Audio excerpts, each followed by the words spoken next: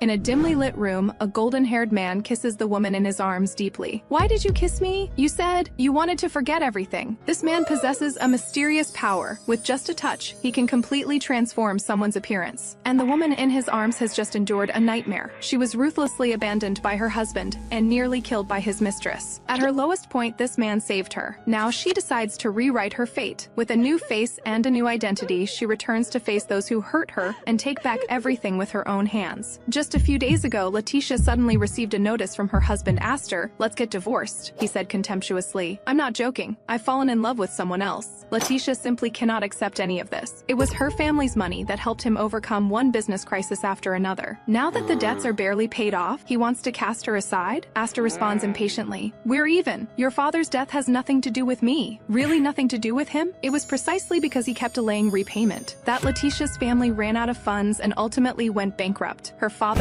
the head of House Violet, chose to end his life because he couldn't bear the crushing debt. And the only reason he was willing to help Astor like this was because he was his beloved daughter's husband. Leticia asks with a trembling voice, "Are you going to marry that woman?" Astor won't even look at her properly. "Stop with this nonsense. Let's talk about compensation. Money? Can money bring my father back to life?" The next second, his fist slams heavily into her face. "What can you do besides complain? Even your father would be ashamed if he saw you like this. I'm sick of you, moping around all day. Even the servants look down on you." He removes his wedding ring and throws it on the table. "Let's divorce. I want to live a truly happy life with the person I love." Before leaving, he doesn't forget to add one final insult. "Oh, by the way, Leonka can give me children, but you never can." Leticia hides alone in the garden, trembling all over. She can't have children, and it was clearly Astor who caused this. During an argument in their youth, he pushed her down the stairs. Since then, she lost the chance to become a mother forever. Back then, he cried and apologized, promising to marry her and spend his life making amends. But now, he has completely forgotten his vows. He has fallen in love with someone else and even says the same words to that woman, "Leonka, you're my only one." Just when she is most desperate, Astor's parents appear. "Astor told you everything, didn't he?" his mother says coldly. Leticia wants to explain the truth about why she can't conceive, but she's directly cut off. If a woman can't even take care of her own body, who else can she blame? "I'm glad my son is finally free." She even sneers, "I suggest you leave here while you can, though I doubt anyone else would want you anyway." At that moment, Leticia feels like she's fallen into an icy abyss, her last glimmer of hope completely extinguished. Just then, Astor's father pats Leticia's shoulder. She expects a word of comfort, but only receives even more chilling indifference. "Child, no matter how hard a sparrow tries, it can never catch up to a crane." After saying this, they turn to leave. Astor's mother turns back one last time and says, "For old time's sake, we've prepared a carriage for you. Go wherever you want, just don't come back." Leticia looks at the old carriage and the few pieces of luggage. The fine clothes and jewelry she brought have already been picked over by this family, leaving almost nothing. Suddenly, a basin of cold water is poured from upstairs, instantly drenching her. "Oops, it was an accident. Are you all right?" Astor's sister Olivia leans against the railing with a contemptuous smile. "I packed your luggage myself, you know. Have a safe trip." Leticia trembles, not from the cold, but because of the dress Olivia is wearing. "That's a keepsake my grandmother left me." Olivia just turns around provocatively. "Hurry up and leave then. I'm not seeing you off. I still need to clean the room to welcome the new guest." Leticia freezes in place. "New guest? Are they letting that woman move into her room? Wait, it can't end like this. You can't treat me like this." She collapses to the ground, tears falling silently. Beatings, mockery, contempt, all the scenes surge through her mind. This place is no longer her home. With no choice, she returns to her family home. But when her stepmother Jenna sees her disheveled state, she only shows disgust. "Astor divorced you? On your wedding anniversary?" Leticia bows her head and apologizes. But her stepmother only gets more agitated. "If we hadn't invested in your husband, how would our family have gone bankrupt? How would your father have been driven to desperation? And now you've been divorced." Finally, she coldly utters the cruelest line. "I heard your sister died of illness. You're so useless. You might as well have died with her. Get out." She pushes Leticia hard with her fan. "Leave and don't come back." Leticia is driven out once again, remembering her father's warm smile and seeing herself now with nothing. She comes to the turbulent river and can't help but think of ending her life. Just then, a familiar voice sounds coldly, "What are you doing here playing the victim?" She turns around and sees Astor and his mistress Leonka nestled together. Astor looks at Leticia with impatience, but gently holds Leonka's hand, afraid she might slip. Leonka's face is flushed, clearly immersed in the sweetness of love. "Thank you, Astor. I'll just say a word and come back." "You can take as long as you want, Leonka." There's a tenderness in Astor's eyes that she has never seen. Leonka walks forward and thoughtfully wraps a cloak around Leticia's shoulders, then holds her cold hands. "My God, your hands are so cold. Want to take a walk by the river together?" If she hadn't stolen her husband, Leticia would almost be fooled by this kindness. She shakes her off. "No." Leonka's expression immediately looks aggrieved, but what she says next sends chills down the spine. "Don't you want to know what happened before your father died?" "What did you say?" Leticia Leticia's pupils contract sharply. Finally willing to look at me properly? Leonka instantly drops her disguise, her eyes sharp, but quickly returns to sweetness. It seems your late father is truly important to you. She laughs coldly. Look at you, such a terrible temper. No wonder Astor hits you. She gestures for Leticia to follow her toward the river. Relax, come with me. If Astor follows, you won't hear anything at all. But, she adds contemptuously, don't get too close to me. I don't want to smell the stables on you. Leticia tightly grips her skirt, suppressing her anger, until they reach a secluded spot by the river. She can no longer hold back and slaps Leonka hard across the face. That was for insulting my father. Leticia stares at her coldly. We're even now. You can start your so-called chat now. Leonka covers her swollen face in disbelief, but the next second she bursts out laughing. My God, you're really interesting. Leticia, do you know what someone determined to die does as their last act? They modify their will. But my father didn't change his will, Leticia says seriously. That's not true. She sticks out her tongue. Playfully, he was going to change it. He planned to leave all of House Violette's assets to you. She smiles sweetly but speaks with icy words. So here's the question. If he couldn't change the will, who ultimately benefits? Leticia jolts in realization. It's her stepmother, Jenna. Jenna was originally a distant relative of House Violet. After her husband died, she had nowhere to go with her young son. Leticia's father married her out of sympathy. If her father had successfully modified the will, she wouldn't have been able to seize the family assets or drive Leticia out. Do you still think your father left willingly? Leonka approaches step by step, her voice low and coaxing. Jenna's former husband. Did he really die of illness? If you don't believe me, go ask around in the small village where she used to live.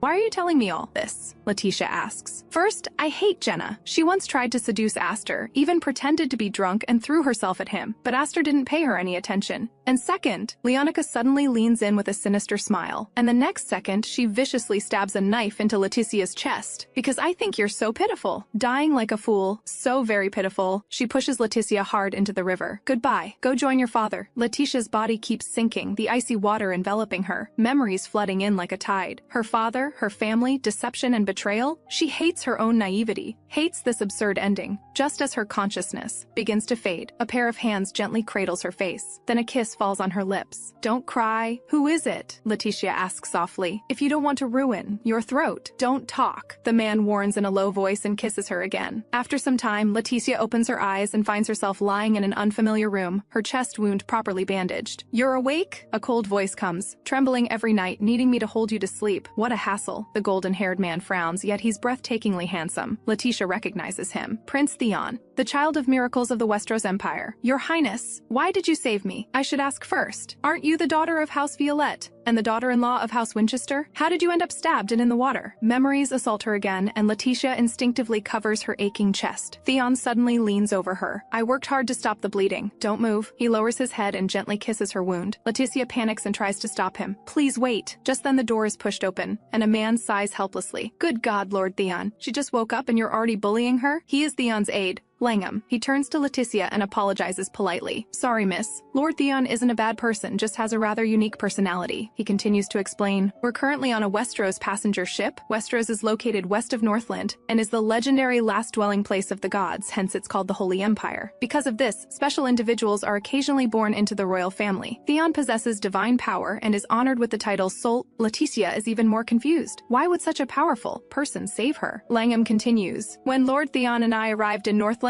we happened to find you washed ashore by the waves. For the week after, you were struggling on the brink of death. Lord Theon had to treat you intimately, never leaving your side. So it was this kind of skin-to-skin treatment, Leticia says awkwardly. Did you tell my family that I'm still alive? She asks. Yes, but when I sent a messenger, I found they had already held your funeral, saying you committed suicide by jumping into the river in front of your stepmother due to depression. Leticia's eyes widen in disbelief. Theon gazes at her quietly. But you have a stab wound. That's not the truth, is it? Did your stepmother do it? It wasn't her, Leticia answers in a low voice. It was my husband's mistress, Leonka, the lady with pink eyes and blue hair, the aide says in surprise. I heard she cried especially hard at your funeral. Hearing this, hatred nearly tears through Leticia's chest. Theon suddenly speaks. Do you still plan to return to your husband? No, he's very likely an accomplice too. Her voice trembles but gradually becomes firm. I can't die. The ones who should pay the price are them. Theon's lips curve up. Your eyes have changed. I have a plan that will let you get perfect revenge, he proposes. Seeing Leticia's surprised gaze, he extends his hand to her, his smile enticing. Make them suffer worse than death, yet unable to die. Do you want to try? As long as you do as I say, the wealth, reputation, and life you lost, you can take it all back. What's the price? The price is, Leticia Violette must completely disappear from this world. This condition is so simple it makes her uneasy. What do you want from me? Theon smiles softly and sits by her bed. You're quick to react. I'm pleased. His gaze is profound as he continues. In Northland, someone killed a person I cherished. I want you to infiltrate the social circles and find the real culprit. He caresses her face, his fingertips warm yet irresistible. I will change your appearance, give you a new name, a new life, so those who abandoned you will never recognize you again. Change my appearance. Is that really possible?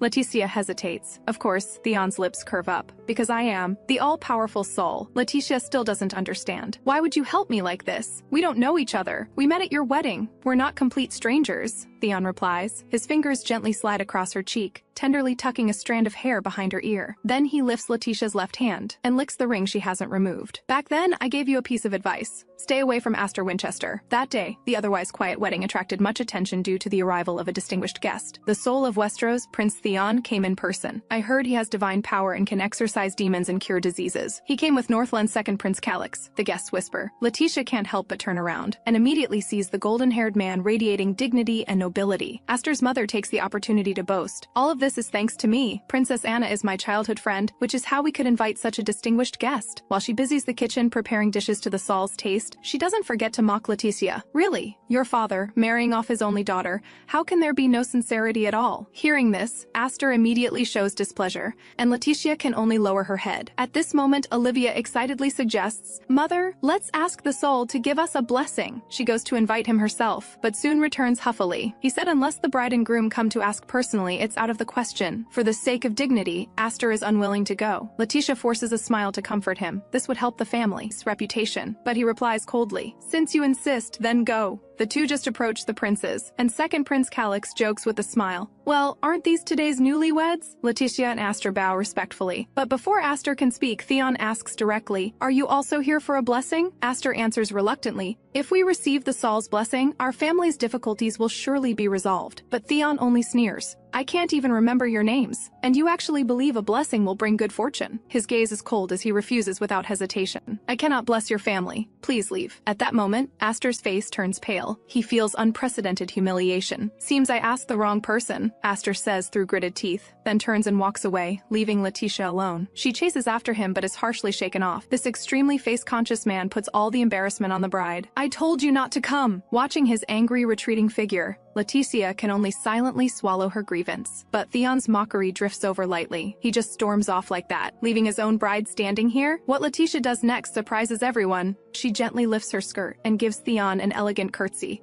I sincerely apologize for disturbing your highnesses with selfish desires. I wish you a pleasant evening. A glimmer of interest flashes in Theon's eyes, and his lips curve up. Then let me give you a blessing. Run away. Leticia freezes. I mean it literally. Escape from that bastard boy. By his side, you'll never be happy. But Leticia at that time was still deeply in love with Astor. How could she be swayed by a stranger's words? She bows silently and turns to leave. Seeing this, Theon can't help but sigh. What a fool! Now, battered and bruised by so-called love, Leticia finally allows Theon to remove the wedding ring for her. He picks up the ring, examines it for a moment, and casually throws it on the ground. Memories surface, and Leticia's heart aches again. She takes a deep breath and asks firmly, Can you really help me get revenge? Theon smiles slightly. Yes. Then I accept your proposal. Deal. Now then. He leans back lazily and lightly lifts one foot. Kiss the top of my foot. Leticia freezes. Langham quickly explains from the side, in Westeros, this is the sacred ceremony of pledging loyalty to royalty. Our ancestor was a demigod. This is the way to establish a covenant. It means you're willing to dedicate the rest of your life and obey completely. Theon gazes at her with final confirmation. Once you choose to obey me, Leticia Violette will disappear forever. I'm willing. She rises and walks toward him, her voice clear and firm. I was a foolish woman scorned by a mistress, enduring until I was nearly dead. A stupid daughter who emptied the family fortune for a cheating husband and indirectly caused her father's death. And now, I have the chance to erase all of this. She bends down and devoutly kisses the top of his foot, then raises her head, her eyes filled with unprecedented devotion and determination. You promised to help me get revenge. Please make it happen. Theon cradles her face with both hands and softly calls her soon-to-vanish name. Leticia Violette. He raises his hand over her head, divine power flowing like light. From this moment until death, you will serve me as my vassal and obey me absolutely. Enveloped in light, she sheds a tear, bidding farewell to her past self. He gently pulls her into his embrace. Don't worry about the future. I won't tell you things like, it's okay to fail, or, I believe in you. But you don't need to belittle yourself either. He releases her and formally declares, from this moment, Leticia Violette no longer exists. Your name is Annarose Victorova, the daughter of an earl of the Duchy of Cantor. Before the mirror, Theon gently lifts Leticia's hair. This transformation is enough that even your own parents wouldn't recognize you. At this moment, her originally golden hair has turned jet black, her features more defined and exquisite, and her eyes hold a sharpness they never had before. Theon shows off his work to Langham with a touch of pride, and the aide sincerely praises, "Miss, you're as beautiful as someone who walked out of a classical painting." Then Langham takes her to get dressed. Halfway there, Leticia suddenly stops and bows solemnly to Theon. "Thank you. No need for thanks. What I value is your worth." Theon raises his hand and gently touches her face, his voice low. "If you don't want to be abandoned, fight with all your might to survive, Leticia." Then, as Langham helps her with her appearance, he says softly, "I didn't expect you and Lord Theon already had a connection, and now you've become traveling companions." He gets to the point. "From now on, you'll live as the daughter of an earl of the Duchy of Cantor, Annarose Victorova. Over the next year, you'll need to study etiquette, accent, and feminine deportment in the duchy to fully integrate there." Leticia has heard of Cantor before. This country located south of Westeros values ability over gender, and women can also inherit titles and wield power. This was once the place of her dreams. After all, in Northland, women don't even have the right to inherit family estates, but she still can't help feeling anxious. "I've never left Northland. Can I really do this?" Langham confidently pats his chest. "Don't worry, the duchy uses the continental language. I'll assist you fully this year and no one will suspect a thing." Leticia is about to nod in agreement when she accidentally pulls at her wound and winces in pain. The aide quickly suggests, "Go find Lord Theon. He can heal you immediately," he reassures in a low voice. "Don't let his distant manner fool you. He's actually not difficult to get along with. You don't need to deliberately please him. He only values worth and never dwells on personal feelings." So she hesitantly walks to Theon's door and knocks gently. The door opens. Theon leans casually against the doorframe,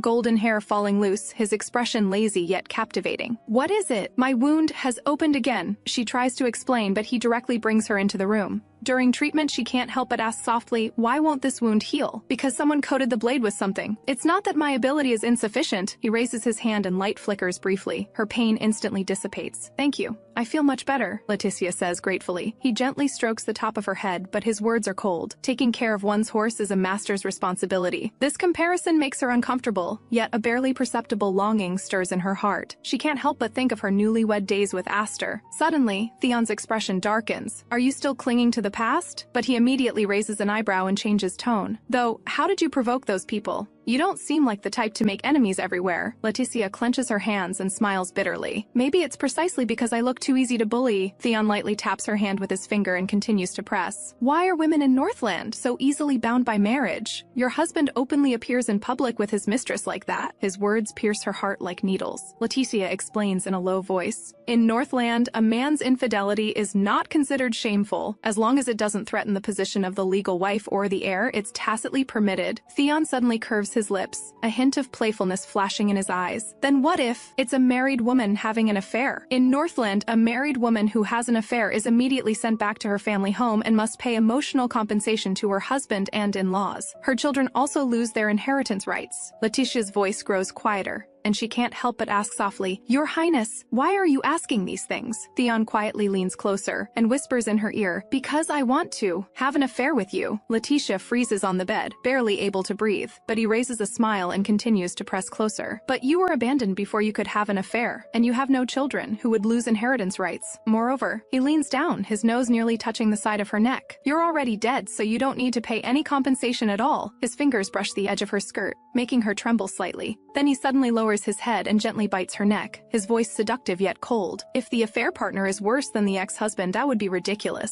That's not rebirth, that's degradation. From any perspective, I'm a decent affair partner, don't you think?" But just then, a tear falls on his face. He looks up and sees Leticia is already in tears. She asks with a trembling voice, "Is this what my worth means?" The first half of her life she was used and treated as a tool. She thought this time she could truly start over. Could the opportunity she fought so hard for still only be to become someone else's plaything? With that, she pushes him away. "I'm sorry, I'll return to my room now." Then she hurries away. In the hallway, Langham clearly sees the tear stains on her face and can't help but sigh at Theon. "Why must you tease her like this? She's already pitiful enough." "She ran off before I could finish speaking," Theon says dismissively. "But you only wanted to propose pretending to be lovers, didn't you?" Speaking so suggestively, no wonder she misunderstood. "Enough noise. Help me change," Theon interrupts him, unwilling to say more. Yes, you're always right. The son of Westeros's chancellor is at your service." But Langham still adds softly, "If you really care, go explain it clearly." That night, Leticia is trapped in a nightmare. Swamps, Leonka chasing her to kill her, countless hands dragging her into the abyss. Just as she despairs, a pair of hands grabs her. She looks up and actually sees Astor, but he only coldly releases his grip, letting her fall. The next second, Leonka's knife pierces her chest again. Leticia jolts awake, her heart aching so much she can barely breathe. She walks into the kitchen, picks up a bottle of alcohol, just wanting to numb herself with drink. But she's suddenly interrupted by a voice. "What are you doing?" Theon snatches the bottle from her hand, his tone stern. "Drinking when your wound hasn't healed? You're quite bold. The wound hurts too much. I can't sleep. If it hurts, why didn't you come find me?" Theon is somewhat displeased. Just then, Leticia's body sways and falls backward. Theon quickly grabs her collar, exposing the wound faintly bleeding beneath the bandage. "Look what you've done. The consequences of drinking," he scolds in a low voice, but a faint glow emanates from his hand as he heals her wound once more. Leticia buttons her clothes and says softly, "I must have displeased you." "Thank you." Theon only glances at her haughtily. "How troublesome." Then he sits on the sofa and gestures for her to sit as well. "It seems in the future, I can't just joke with you casually." Leticia freezes slightly. "So those words earlier were all just jokes? When I said I wanted to have an affair with you, it's just part of the revenge plan," Theon explains flatly. "Even if you're an Earl of the Duchy of Cantor, as a woman alone it's very difficult to establish yourself in Northland. You need my authority as cover." He looks directly into her eyes, his tone calm. "If I only saw you as a plaything, I wouldn't have made a deal with you from the start." Leticia immediately falls silent, her cheeks quickly flushing crimson. So she overthought it. "I misunderstood, Your Highness. I don't know how to properly apologize." Theon watches her shy demeanor and suddenly curves his lips. "If you really want to apologize, how about kissing the mouth that once gave you that blessing?" Leticia's face turns even redder. Theo deliberately provokes her. "Didn't you say you'd do anything for revenge?" She immediately understands. This is a test. So she takes a deep breath and moves closer to him. "Then please close your eyes." Theo chuckles softly. Such an innocent act. She steels herself, leans down, and plants a gentle kiss on his chest. "Is it here?" "No. A little higher. That's where the lips are." Theo's voice is deep. She carefully kisses his lips, pulling away immediately. Theo suddenly stands up. "Are you doing this on purpose?" She apologizes innocently. "It's been so long since I've kissed anyone. Should I try again?" "No need. Go rest." He turns his head away, his tone somewhat unnatural. After Leticia bows and leaves, Theo yanks open his collar, muttering to himself, "Why is it so hot?" He looks down with a frown, examining himself. Here, too. At this moment, Langham pushes the door open and sees him disheveled, immediately falling silent. After a long pause, he speaks expressionlessly. "I'm requesting emotional distress compensation, Your Highness. Please approve." "Langham, get out." The next morning, Leticia is awakened by the noise outside her window. She walks onto the deck and finds Langham arguing with an old sailor about ship management. As soon as he sees her, Langham immediately smiles and greets her. Leticia feels uneasy. "Is something wrong with the ship?" Both men immediately fall silent. The old man quickly covers up. "Noble miss, nothing serious, please don't worry." But Langham coldly responds from the side. "Right, nothing serious, the engine just exploded, that's all." "Will the repairs take long?" Leticia asks. "At least an hour or two." "Why don't you take a walk around the port in the meantime?" Langham suggests. Seeing Leticia hesitate, he persuades her. "After leaving here, you might not be able to return to Northland for a year. Consider it one last goodbye." Leticia can't help but smile bitterly. They wanted her to completely leave her past behind, yet now they're telling her to say goodbye? But Langham is already enthusiastically ushering her to change. "Don't hesitate. We have several dresses on board. You'll look absolutely beautiful in them." Standing before the mirror, Leticia gazes at her unfamiliar face and whispers, "It's unbelievable. Is this really me?" She gently touches her features, a bold thought suddenly crossing her mind. Just then, Langham walks in with a dress, and she can't help but ask, "Lord Theo is so handsome. Was he also transformed by divine power?" Langham bursts into laughter. "Oh my goodness, miss. How could you think that? I'm sorry to tell you that face is completely natural." Leticia can't help but laugh as well. Then the servants help her change, and in the white dress, she looks like an elegant white camellia, fresh and stunning. Langham exclaims in admiration, "You're so beautiful." He then asks thoughtfully, "Are you familiar with the routes around the port?" "Of course. I've come here often with my merchant father since childhood," but Langham is still concerned. "The security in this area isn't great. Let me send a guard with you." Soon, a female guard with short pink hair steps forward briskly. Langham introduces her. "This is Alex Wolf, known as Swift Blade, very capable." Leticia extends her hand warmly. "I'm Leticia Violet, pleased to meet you."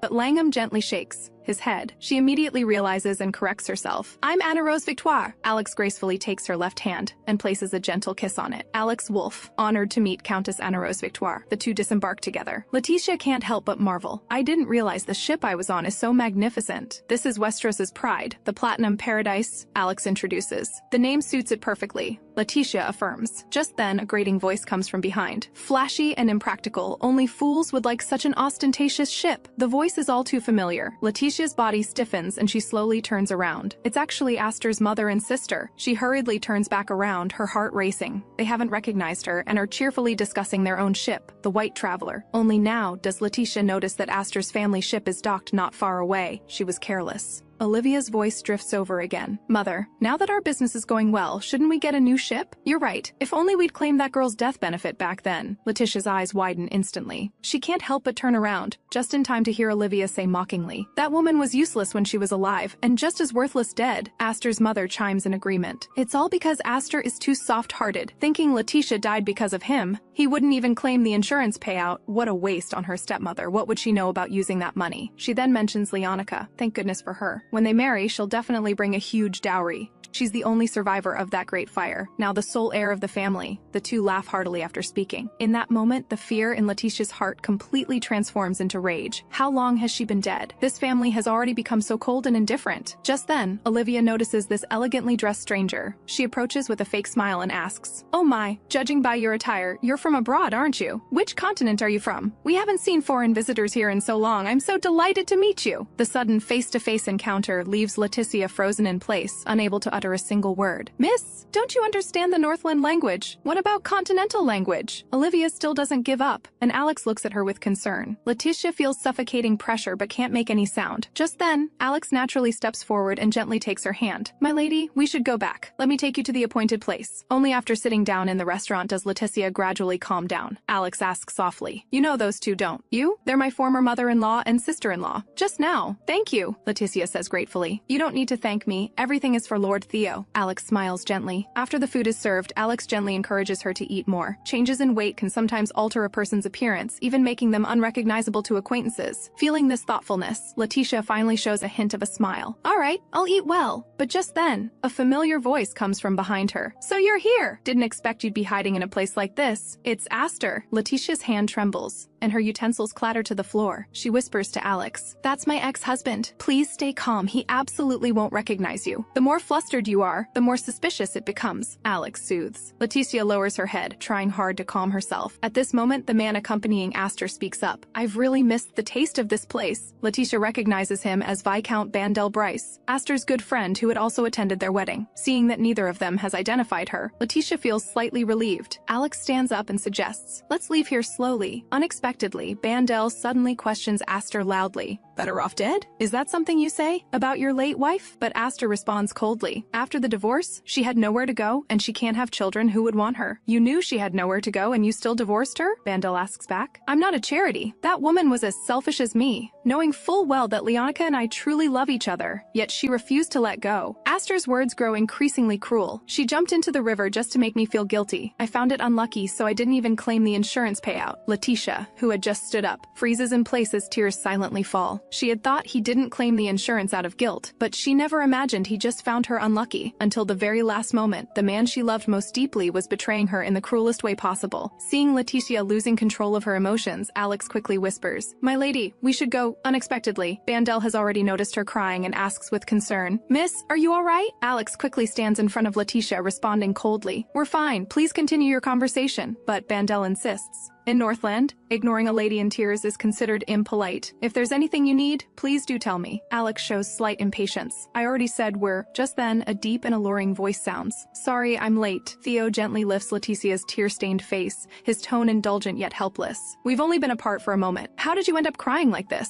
What am I going to do with you?" His appearance puts Leticia somewhat at ease. Alex immediately plays along seamlessly. "What took you so long? You've made the lady cry. It's my fault." Theo naturally pulls her into his embrace, like lovers deeply in love. "I'll never make you wait alone again." He walks out with his arm around her shoulders, his voice gentle yet firm. "I'll buy you anything you want." Then he glances coldly at the two men behind them. "Let's go." Walking on the street, Leticia still can't stop crying. Theo can't help but ask, "Still crying for him? Do you still love him?" "No, I don't love him anymore. This is just the last bit of attachment." She knows clearly in her heart that what she's clinging to is just the phantom of her childhood sweetheart. These tears are nothing more than the last sap seeping from rotten branches. She raises her hand to wipe away tears, unwilling to disappoint him. But but Theo gently wipes away her tears with his fingers. You cry so easily, you're so fragile, and you never know how to hide your emotions. She thought he would comfort her, but the next second he shows a mocking smile. If it were me, I'd rather bite my tongue and die than let anyone see me like this. He releases her and turns toward the carriage. You need a more complete awakening. I have something to show you. Behave and follow. The carriage heads out of the city, finally stopping only when night falls. Leticia is stunned. This is the house Winchester Cemetery. She asks uneasily, why did you bring me here? But no one answers. Theo and Langham simply lead her forward in silence, stopping only when they reach a gravestone. Theo's gaze is cold. See for yourself whose grave this is. Leticia slowly steps forward and is shocked to see her own name carved on the gravestone. Leticia Violette Winchester. At this moment, Langham explains quietly from the side. In Northland, people bury the deceased's beloved possessions with them. Flowers, photographs, dolls, items that represent their life. But in front of Leticia's grave, there are only a few trampled daisies. She bends down to pick up the crushed flowers, but before she can feel sad, she hears Theo's calm voice without a trace of emotion. Leticia, aren't you curious? What exactly is buried in your coffin? I don't want to know, Your Highness. Leticia resists somewhat, but Theo gives her no chance to hesitate, directly ordering someone to dig up the grave. Soon, Leticia's coffin is revealed. He taps on the coffin lid with his hand, his tone mocking. They actually used cheap material? Then he signals to open the coffin. The shovel strikes heavily against the coffin. The next moment, everyone holds their breath. Leticia's eyes widen, unable to believe those people hated her to this extent. There's no body in the coffin at all, only a pile of rotting, stinking garbage. The pungent smell spreads, and people around cover their noses and mouths. But Theo pulls her close and continues to press. I heard that in Northland, people bury things that symbolize the deceased. Now that you've seen it with your own eyes, do you still miss the past? Leticia can no longer bear it. Her vision goes dark and she faints. Theo catches her, commenting indifferently, so fragile. Langham can't help but interject. The lady must be extremely shocked, but Theo responds calmly. If she can't let go of the past, she won't truly awaken. This is the pain she must experience on the path of revenge. Langham sighs helplessly. Your method is effective, Your Highness, but you never know when to hold back. When she wakes up, please apologize properly. She must be trapped in a nightmare right now. After some time passes, Leticia finally wakes up to find herself lying in Theo's room. Theo is sitting nearby handling business. She tries to quietly get up but is stopped by him. Lie down a bit longer. Your fever just broke, and your emotions haven't settled. After a long silence, she finally speaks with a choked voice. What did I do wrong? I just loved someone with all my heart. Is this devotion destined to endure humiliation until death? Theo stands up, walks to the bedside, and kneels on one knee, looking at her seriously. It's not your fault. Loving sincerely should never be blamed. You just chose the wrong person. But Leticia still can't let go. Perhaps I shouldn't exist at all. It might be better to just end everything. In this moment, Theo suddenly freezes. He's seen her cry many times, but only now does he truly feel heartache. Perhaps Langham was right. She's reached her limit physically and mentally, and the tough love went too far. He can't help but reach out, gently stroking her hair and saying softly, Leticia, just as a sheep can never become a wolf, this is your nature, and there's nothing wrong with it. He gently wipes away her tears and says softly, you've done nothing wrong. He cups her face in both hands, gradually drawing closer. His voice deep and seductive. You just chose the wrong person. You're not the one who should pay the price. It's that ex-husband who didn't know how to cherish you, and the calculating mistress. Before love, you never need to feel ashamed. This time, Leticia's tears are no longer bitter. Finally, someone is willing to cherish her broken heart, and she closes her eyes, stopping her tears. Theo's lips curve up, finally stopped crying. His fingertips gently brush across her lips as he asks in a low voice, do you still feel so heartbroken you can't breathe? He leans in close, their breaths almost mingling. Though this isn't a Saul's duty, but as a man, I'm willing to help you. Leticia gently grasps his collar and asks in a trembling voice, this way, it won't hurt anymore? I promise. He places a gentle kiss, and she closes her eyes to respond. In this moment, she holds a funeral for Astor in her heart. In the past, she was always timid and cowardly. Even she herself hated being that way. Now she understands that what she should hate isn't her past self, but those who pushed her to such a state. She should learn to love herself. And also, as if reading her thoughts, Theo chuckles softly. That's right, you only need to look at me. Then he kisses her deeply again. The two spend an extraordinary night together. After dawn, Leticia says softly, thank you, Your Highness. I won't be like this again. I'll work hard to become a useful tool for you. Please don't abandon me. Theo looks at her quietly. Every time you say this, I hate Leticia Violette even more. As she looks bewildered, he smiles slightly. But I hope I will fall in love with Annarose Victorova. Her face immediately turns red, he says while getting dressed. Once we reach the Duchy of Cantor, Langham has arranged all your courses. Before we leave, if there's anything you want, tell me. She hesitates for a moment and says quietly, if possible, I want a flower, even just one. Why a flower? Theo asks. A friend once said that after spending her first night with her lover, she received a bouquet of flowers. I was envious because I've never received flowers. After speaking, Leticia quietly takes her leave. Theo looks toward the vase by the window. What she wants is so simple. That day, Leticia and Alex spend the entire day exploring the port. Though tired, she's rarely this happy. In the evening, Alex escorts her back to her room and leaves. She pushes open the door and freezes instantly. The entire room is bathed in bright moonlight, every corner adorned with blooming flowers, like a dreamlike garden created just for her. Remembering her cautious wish from this morning, she sheds tears of happiness for the first time. She only hoped for one flower, but he gave her an entire spring. In that moment, she silently vows that for Theo this year, she will become the perfect Annarose Victorova. Time flies, and in the blink of an eye, Leticia has spent a fulfilling year in the Duchy of Cantor. She catches sight of Astor's photo in the newspaper and dismissively sets it down. This year, what sustained her was her hatred for Astor and her longing for Lord Theo. She's lost in thought, wondering what Theo might be doing at this moment, when a gentle male voice interrupts her. "Annarose, what are you thinking about?" "It's Marquis Edgar Beaumont." Leticia takes a small sip of tea to cover up. "Nothing really. What else would someone living under another's roof think about?" Unexpectedly, he immediately becomes agitated. "How could you be living under someone's roof?" "Don't say that. You're clearly a precious friend of the Beaumont family." The Beaumont family, a marquis house in the Duchy of Cantor renowned for winemaking, also the mentors Theo arranged for her. This year, they taught her Cantor's intonation, customs, and culture, and more importantly, they provided her with the identity documents for Annarose Victorova. Leticia smiles softly. "You're so good with words, Edgar," but he looks at her with a melancholy expression. "I heard you'll be returning to Northland soon, and I heard you have some unfinished business there." The Leticia of today is nothing like her past self. She lifts her head confidently, her eyes sparkling with anticipation. "Yes, I'm ready," but Edgar becomes increasingly hesitant. "Annarose, I'm worried that after you leave, you might encounter a storm somewhere." "Thank you, Edgar." She smiles gently. Edgar's face immediately turns red. "I know saying this is somewhat crossing the line." He gazes at her earnestly. "But I hope before you leave, you can reconsider." Before he finishes, a voice suddenly interrupts. "Reconsider?" The newcomer has the same red hair as Edgar, confident and flamboyant. It's his sister, Marjorie Beaumont. She mercilessly mocks her brother. "If you know you're crossing the line, then shut up." "Storm?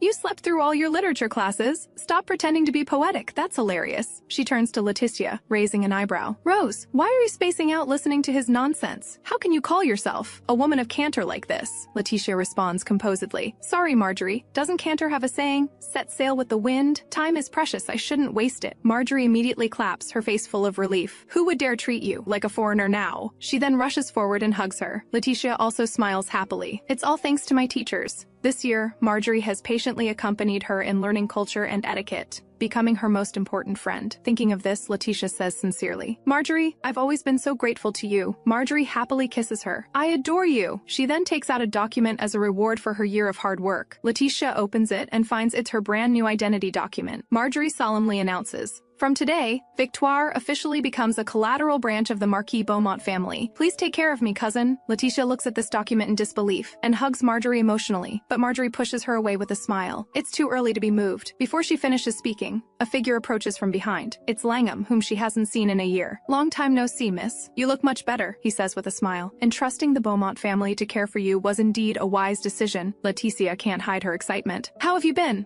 Is the year up? Are you here to take me back?" Seeing her eager expression, Langham's smile deepens. "I still assist His Highness Theo daily, busy as usual." He takes out a letter and hands it to her. "I came here to give you a test." Leticia takes the letter and gently opens it. Inside is a tea party invitation from the Duke Sullivan's house. Marjorie explains from the side. "Every early summer, the Sullivan family hosts a grand tea party, and almost all Cantor nobles are invited." Langham nods and adds, "This is the best opportunity to validate your new identity. If you want to be recognized as a true Cantor noble, this tea party couldn't be more suitable." "So, what counts as passing the test?" Leticia asks. "Very simple. Throughout the entire tea party, not a single person identifies you as a foreigner," Langham says solemnly. "This is His Highness's test for you. Soon it's the day before the tea party." Marjorie helps Leticia choose a dress in the dressing room, finally selecting an elegant white gown. "This is your debut. White couldn't be more perfect." Leticia feels a bit embarrassed. "I've already been married once." "What debut?" Marjorie pats her back, encouraging her enthusiastically. "Be confident, Rose. Your Cantor language is fluent. As long as you don't get stage fright, no one will suspect you.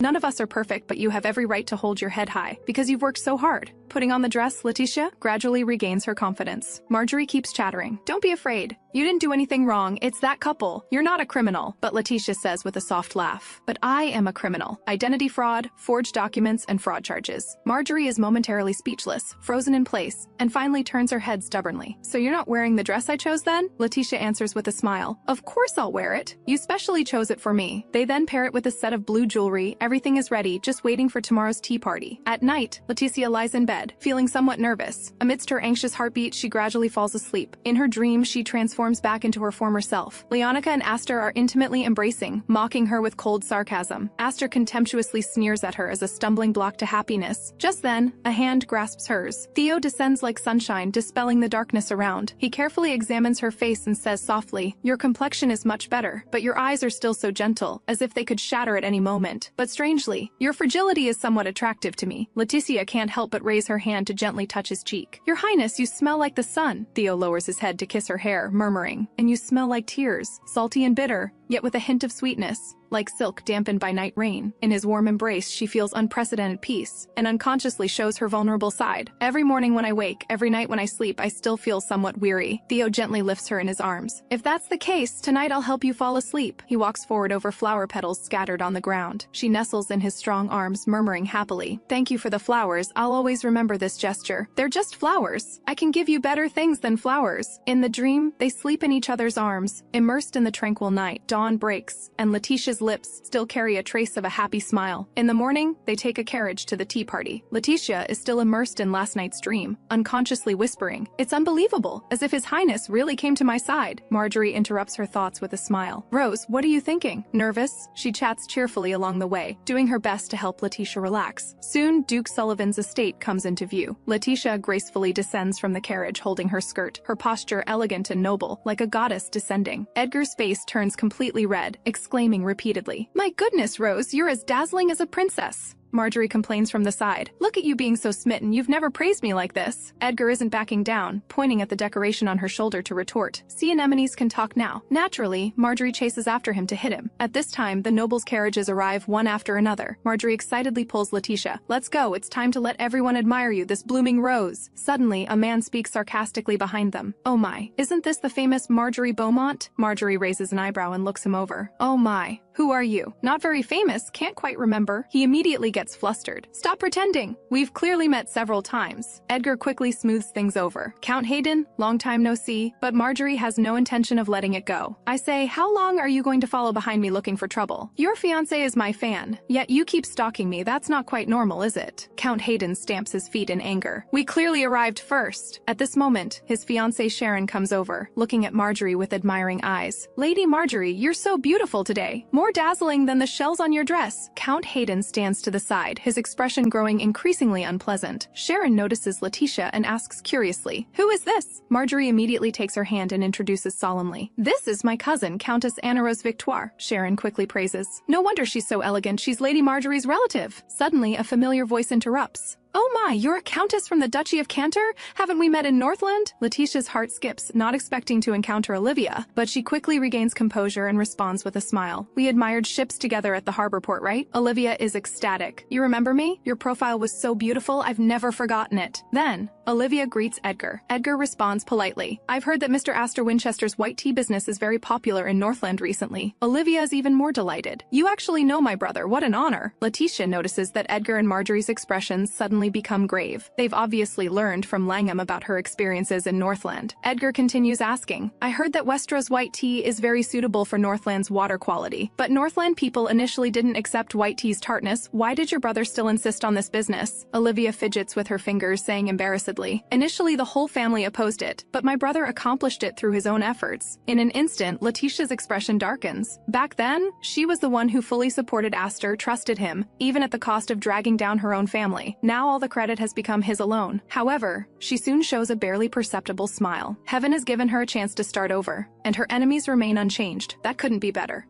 At this moment, Leticia's gaze falls on Olivia's handbag. The pattern looks strangely familiar. "Your bag is truly exquisite," she softly compliments. Olivia immediately becomes excited. "Beautiful pattern, isn't it?" She also displays the fan in her hand. They're a matching set, custom made from rare silk. Leticia's eyes darken slightly. As expected, this is remade from the heirloom her grandmother left behind. She casually probes, "No wonder it's so special. This pattern would look beautiful as a dress too." "Oh my, how did you know?" "It was originally remade from a dress." "What a shame. Since it was originally a dress, why alter it?" Leticia asks. Olivia immediately puts on a heartbroken expression. "Actually, this is a memento my late sister-in-law left me. Every time I see them, I think of her. How I wish time could go back to before she left." This hypocritical performance only ignites Leticia's fighting spirit. She says calmly, "In our cantor, there's a baron who, to mourn his wife, has kept her room intact for 40 years. rooms. It's said he still keeps it spotlessly clean, as if his lady could walk through the door at any moment. Olivia hasn't caught the deeper meaning yet, and agrees with a smile. It seems every country has similar ways of remembering family, but she doesn't expect Leticia to suddenly counter. But Miss Olivia, why would you cut up clothing left by your family and make it into a bag? In an instant, Olivia's face turns pale, speechless. Eyes from all around turn toward them. She hastily explains, I was afraid that keeping the dress in a room would make me slowly forget by turning it into something I carry. I can always remember my sister-in-law. Sharon immediately feels sympathy. Oh my, Olivia, you're so kind. But Leticia's gaze grows even colder. Olivia couldn't even fit into that dress. Yet on the day she was driven from the house, Olivia deliberately wore it, mocking her to the extreme. And now she's even cut her grandmother's precious heirloom into pieces. Just as she can barely control herself, Marjorie gently touches her hand and whispers a reminder. Hold it in! Langham might be watching from somewhere. At this moment, Olivia continues her performance. My sister-in-law's birth family was very unfortunate. Our whole family wanted to warm her with love, but she was never happy. Olivia squeezes out a few tears. Perhaps she couldn't feel our sincerity. After her last relative passed away, she followed them too. Sharon gently comforts the sobbing Olivia, but Edgar looks toward Leticia with concern. Marjorie immediately takes over in response for her. Speaking of which, how did Miss Olivia come here from Northland? I wanted to see the scenery of Cantor with my own eyes, so I came traveling alone, Olivia answers with a smile. How surprising. As far as I know, Northland is especially conservative toward women. How could they allow an unmarried woman to travel abroad alone? Olivia seems to have been hit on a sore spot and becomes speechless again. Then she makes up a new excuse, because my mother is very open-minded. She wants me to see more of the world. But Leticia knows all too well. Olivia's mother extremely favors sons over daughters. Now that Astor is successful in his career, she would never miss the opportunity to have her daughter use this to climb up the social ladder. Behind this, there must be some unspeakable secret. At this moment, the Duchess of Sullivan appears gracefully. She says with a smile, very pleased that everyone could attend today's tea party. Please don't stand at the entrance. Refreshments and drinks are prepared inside. Please come in. Everyone enters one after another. Leticia glances back at the smiling Olivia. She secretly vows in her heart, everything she suffered, she will repay double. The venue is beautifully decorated. Leticia looks around curiously. Suddenly, a small cat catches her attention.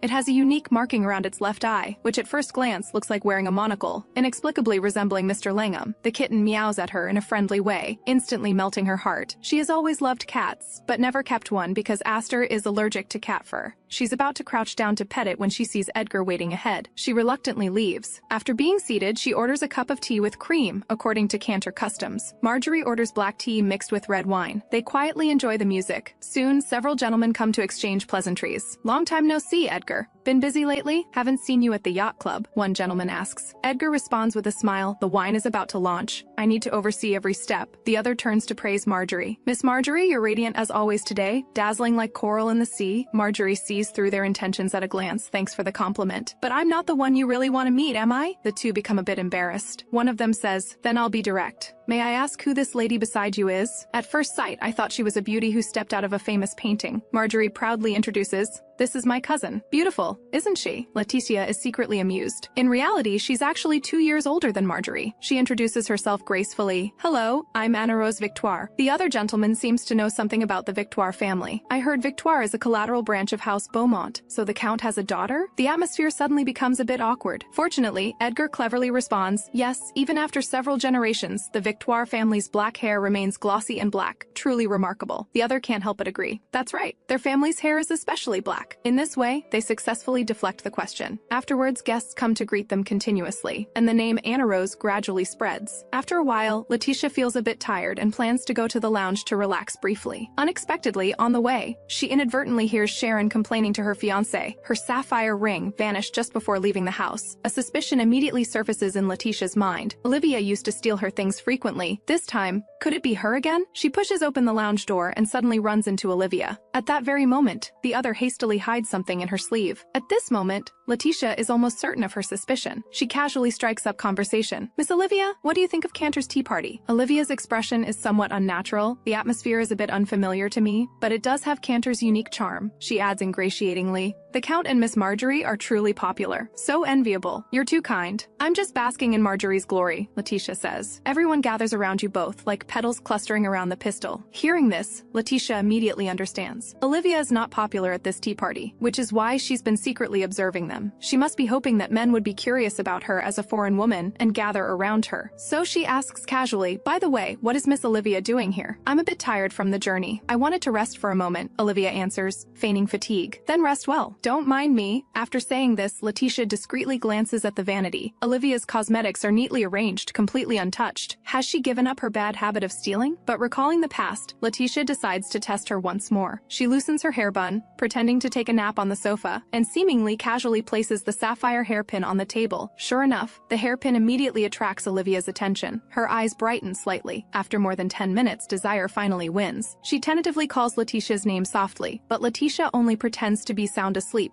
breathing steadily. The lounge is silent, with only the two of them, each with their own thoughts. At this moment, voices suddenly come from outside the door. Olivia seizes the opportunity, quickly grabs the hairpin and slips out. The door is pushed open again. Leticia slowly opens her eyes. She walks to the vanity. The hairpin is indeed gone. At this moment, two ladies greet her in a friendly manner. Leticia pretends to have just woken up and softly asks the time, then surprisingly discovers the missing hairpin. "Oh my hairpin is gone. It was a gift from someone very important to me." The two ladies enthusiastically offer to help her search, but they search every corner and find nothing. They can't help but ask, "Count, are you certain the hairpin was lost here?" "I'm certain. I just took it off before sleeping." Leticia doesn't directly accuse Olivia to avoid alerting her. Instead, she holds one of the ladies' hands and says sincerely, "Thank you so much for helping me search." She knows well, only by first winning others' trust, then expanding the matter, can the plan proceed smoothly. At this moment, a clear ringing suddenly sounds. Leticia immediately recalls the long-standing tradition in Cantor's social circles. The ringing means that royalty or an equally distinguished guest has arrived. All guests must pause their activities and gather to greet them. Soon, everyone gathers. The Duchess of Sullivan announces with a smile, "Thank you all very much for attending today's tea party." And at this moment, an unexpected distinguished guest has come specially. Leticia can't help but wonder,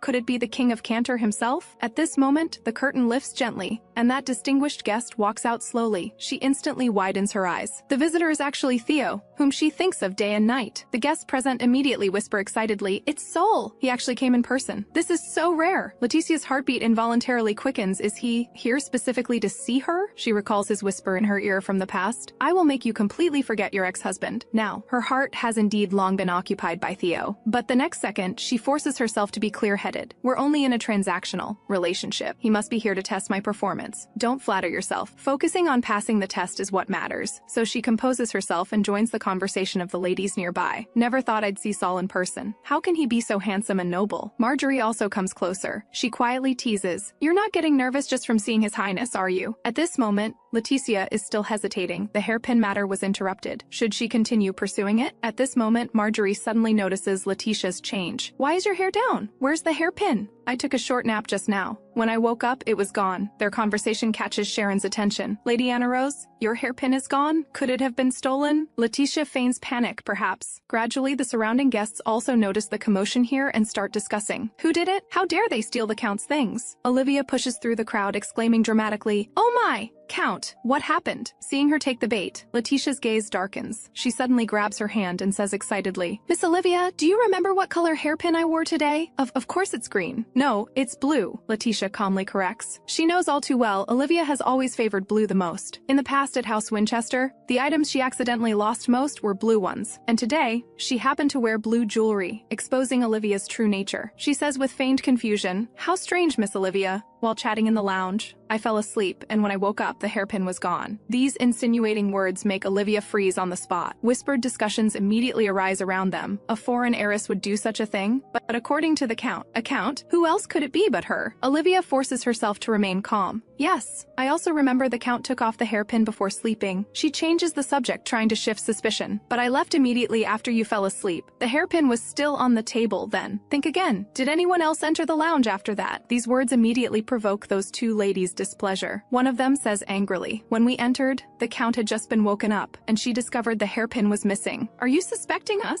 Olivia is immediately speechless. Leticia takes over at the right moment. "Miss Olivia, about what time did you leave?" Olivia answers, "Before 5 o'clock.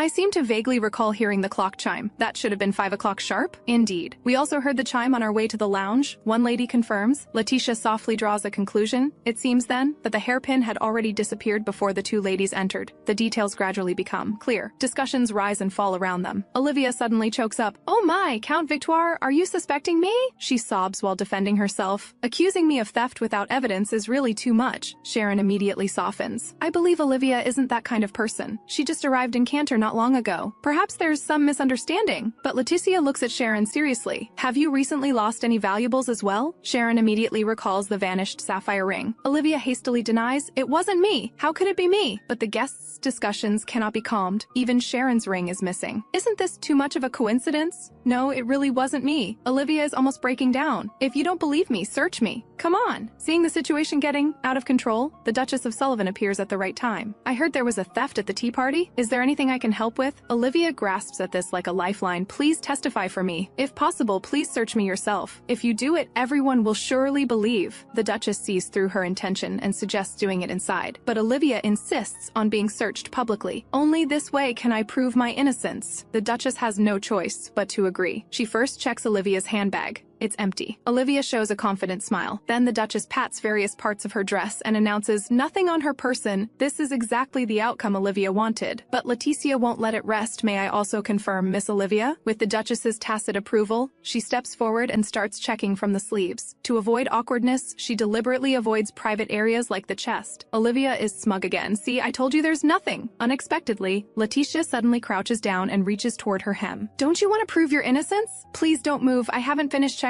Olivia immediately panics. "What are you doing? Let go! Let go of me now!" Leticia's fingertips deftly hook her garter and then snap it forcefully. Olivia falls to the ground in pain. With a light thud, a sapphire ring rolls out from under her skirt. Sharon picks up the ring and whispers in disbelief, "This is exactly the one I lost." Olivia's face turns ashen, unable to say another word of defense. "Sharon, it's not like that. I just happened to find the ring. I was planning to return it to you later." But Sharon doesn't believe this absurd explanation at all. "If you found it, why didn't you tell me? You clearly knew I was looking for it. And you also knew Hayden specifically chose a sapphire bow tie to match it." "Wait, I can explain." Olivia breaks into a cold sweat in her panic. However, it's not over yet. Leticia holds up a makeup brush and says calmly, "Besides the ring, I also found this brush from the lounge missing. It also just fell from you." Olivia immediately loses control and shouts, "This one really wasn't stolen by me. Really?" In her agitation, she lets it slip. The Duchess immediately seizes on the key point. "This one really wasn't? So the other things were indeed taken by you, correct, Miss Olivia?" Olivia still quibbles, "How could I possibly steal? My brother is Astor Winchester. My family is immensely wealthy. What reason would I have to steal?" At this moment, Theo, who has been silent all along, suddenly speaks, probably because it's become a habit. "If I'm not mistaken, you were suggested to travel abroad by your own country precisely because of repeated petty theft, weren't you?" Olivia's face instantly turns deathly pale. Langham adds calmly from the side, "We usually call this situation deportation, madam. Those are all baseless rumors. I've never taken anything from anyone. What about other people's husbands then?" Langham doesn't back down. Olivia Winchester, second daughter of a Northland Marquis family, still unmarried after 3 social seasons, enjoys horse racing and had a scandal with the racetrack manager, Baron Robin, son-in-law of Duke Karl Hirschbent. After the affair was exposed, you hastily left the country and haven't returned since. Am I wrong? Hearing this, Leticia suddenly recalls some past events. She was once friends with Duke Hirschbent's only daughter, Larissa. Larissa often said, "I don't trust men. I only need their excellent genes." So Baron Robin from a foreign land was chosen by Larissa. But this handsome yet philandering foreign baron could never give up his womanizing ways. Although Larissa didn't care, her father couldn't tolerate it. He didn't deal with Robin directly, but dealt with all the women around him. Since then, no woman dared approach Robin. Who would have thought Olivia would be so recklessly bold? At this moment, the Duchess of Sullivan steps forward again. She wears a smile, but her tone brooks no argument. "Miss Olivia, please come with us." She then signals the servants to escort her from the venue. After Olivia leaves, the Duchess apologizes to the guests present for this disturbance and arranges for the concert to continue. After Leticia returns the makeup brush, the Duchess nods and leaves, but she still wants to recover that hairpin. After all, it was bought with money Theo gave her. At this moment, Langham's voice comes from behind. "Madam." Leticia is slightly startled, then looks at him expectantly. "Do you need me for something?" Langham smiles slightly and points to a spot not far away. "His Highness wishes to see you." As the sun sets, Leticia follows Langham to the greenhouse. Theo is already waiting there. She curtsies gracefully. "Your Highness, have you been well?" But Theo suddenly pinches her cheek, his tone carrying reproach. "Why take such a risk? If your identity is exposed, you'll lose all value. You're too hasty." Leticia simply gazes at him quietly, then responds softly, "I'm sorry. I'll be more cautious in the future. The next second, Theo lifts her face, his tone turning to appreciation. However, you're more talented than I imagined. Your tone, your bearing, all impeccable. Though the final step was dangerous, I'll forgive you this time. He leans back lazily on the sofa and smiles slightly. After all, you never showed fear before your enemy, Leticia suddenly asks. Your Highness knew Olivia would be here today, didn't you? Theo is silent for a moment, then answers indifferently. Even if I knew, so what? In an instant, she understands clearly. This tea party is not only a test for Annarose Victorova, but also a probe of whether Leticia Ayolet has truly left the past behind. Theo suddenly asks, if you hadn't found the stolen goods on her, what would you have done? Even if I couldn't find them, I had a way to frame her, Leticia answers. She only told one truth. The makeup brush wasn't stolen by her. Leticia lifts her eyes and admits softly, because I took it. I removed the brush beforehand just to prevent her from escaping easily. A trace of approval flashes in Theo's eyes. A very thorough plan, Annarose. But what Leticia hopes for isn't praise, but different words, such as longing. She can't help but press, why does your Highness help me? He smiles and uses a metaphor. If there's a glass about to fall from the table, shouldn't I reach out to catch it? Leticia's heart sinks. As expected, she's just a chess piece in his game. She should have understood long ago, yet she can't help hoping. Theo suddenly reaches out and pulls her into his embrace. That expression again, eyes that miss me, desire me. Are you recalling the moments when I held you in my arms? She no longer avoids actively pressing her cheek against his chest. He whispers in her ear, coaxing her to speak her true feelings. She closes her eyes and finally admits, honestly, I missed you very much. We've been apart so long. Won't you comfort me with your warmth? Then she asks softly, Your Highness, did you miss me? Theo chuckles softly. You're truly troublesome. You pitifully beg for affection, but when I come close, you tremble with fear. He gently lays her down on the sofa and leans over, gazing at her. But why should I miss you? Whenever I wish, I can hold you in my arms like this. The happiness that just surged makes her turn her face away. Any woman your Highness wants, you can easily have. I know you just pity me. Unexpectedly, he lowers his head and drops a kiss on her cheek. Leticia, you're overthinking. Then he gently bites her earlobe and murmurs softly, though I can't miss you the way you miss me, I do miss you. I miss your violet-like eyes, miss your aggrieved look when you're scolded. So you should break the habit of always denying yourself. Leticia's cheeks flush. That's very hard to change. But Theo chuckles softly, his fingertips quietly slipping into her skirt. Then the only thing I can do is this, make you forget everything. In this moment, this long night makes her reluctant to wake. The next morning, Leticia wakes in her own room. Looking at the sunlight streaming through the window, she can't help feeling some regret. She clearly knows this is just a transaction, and when it ends, they'll return to their original relationship. Yet she keeps letting herself sink deeper.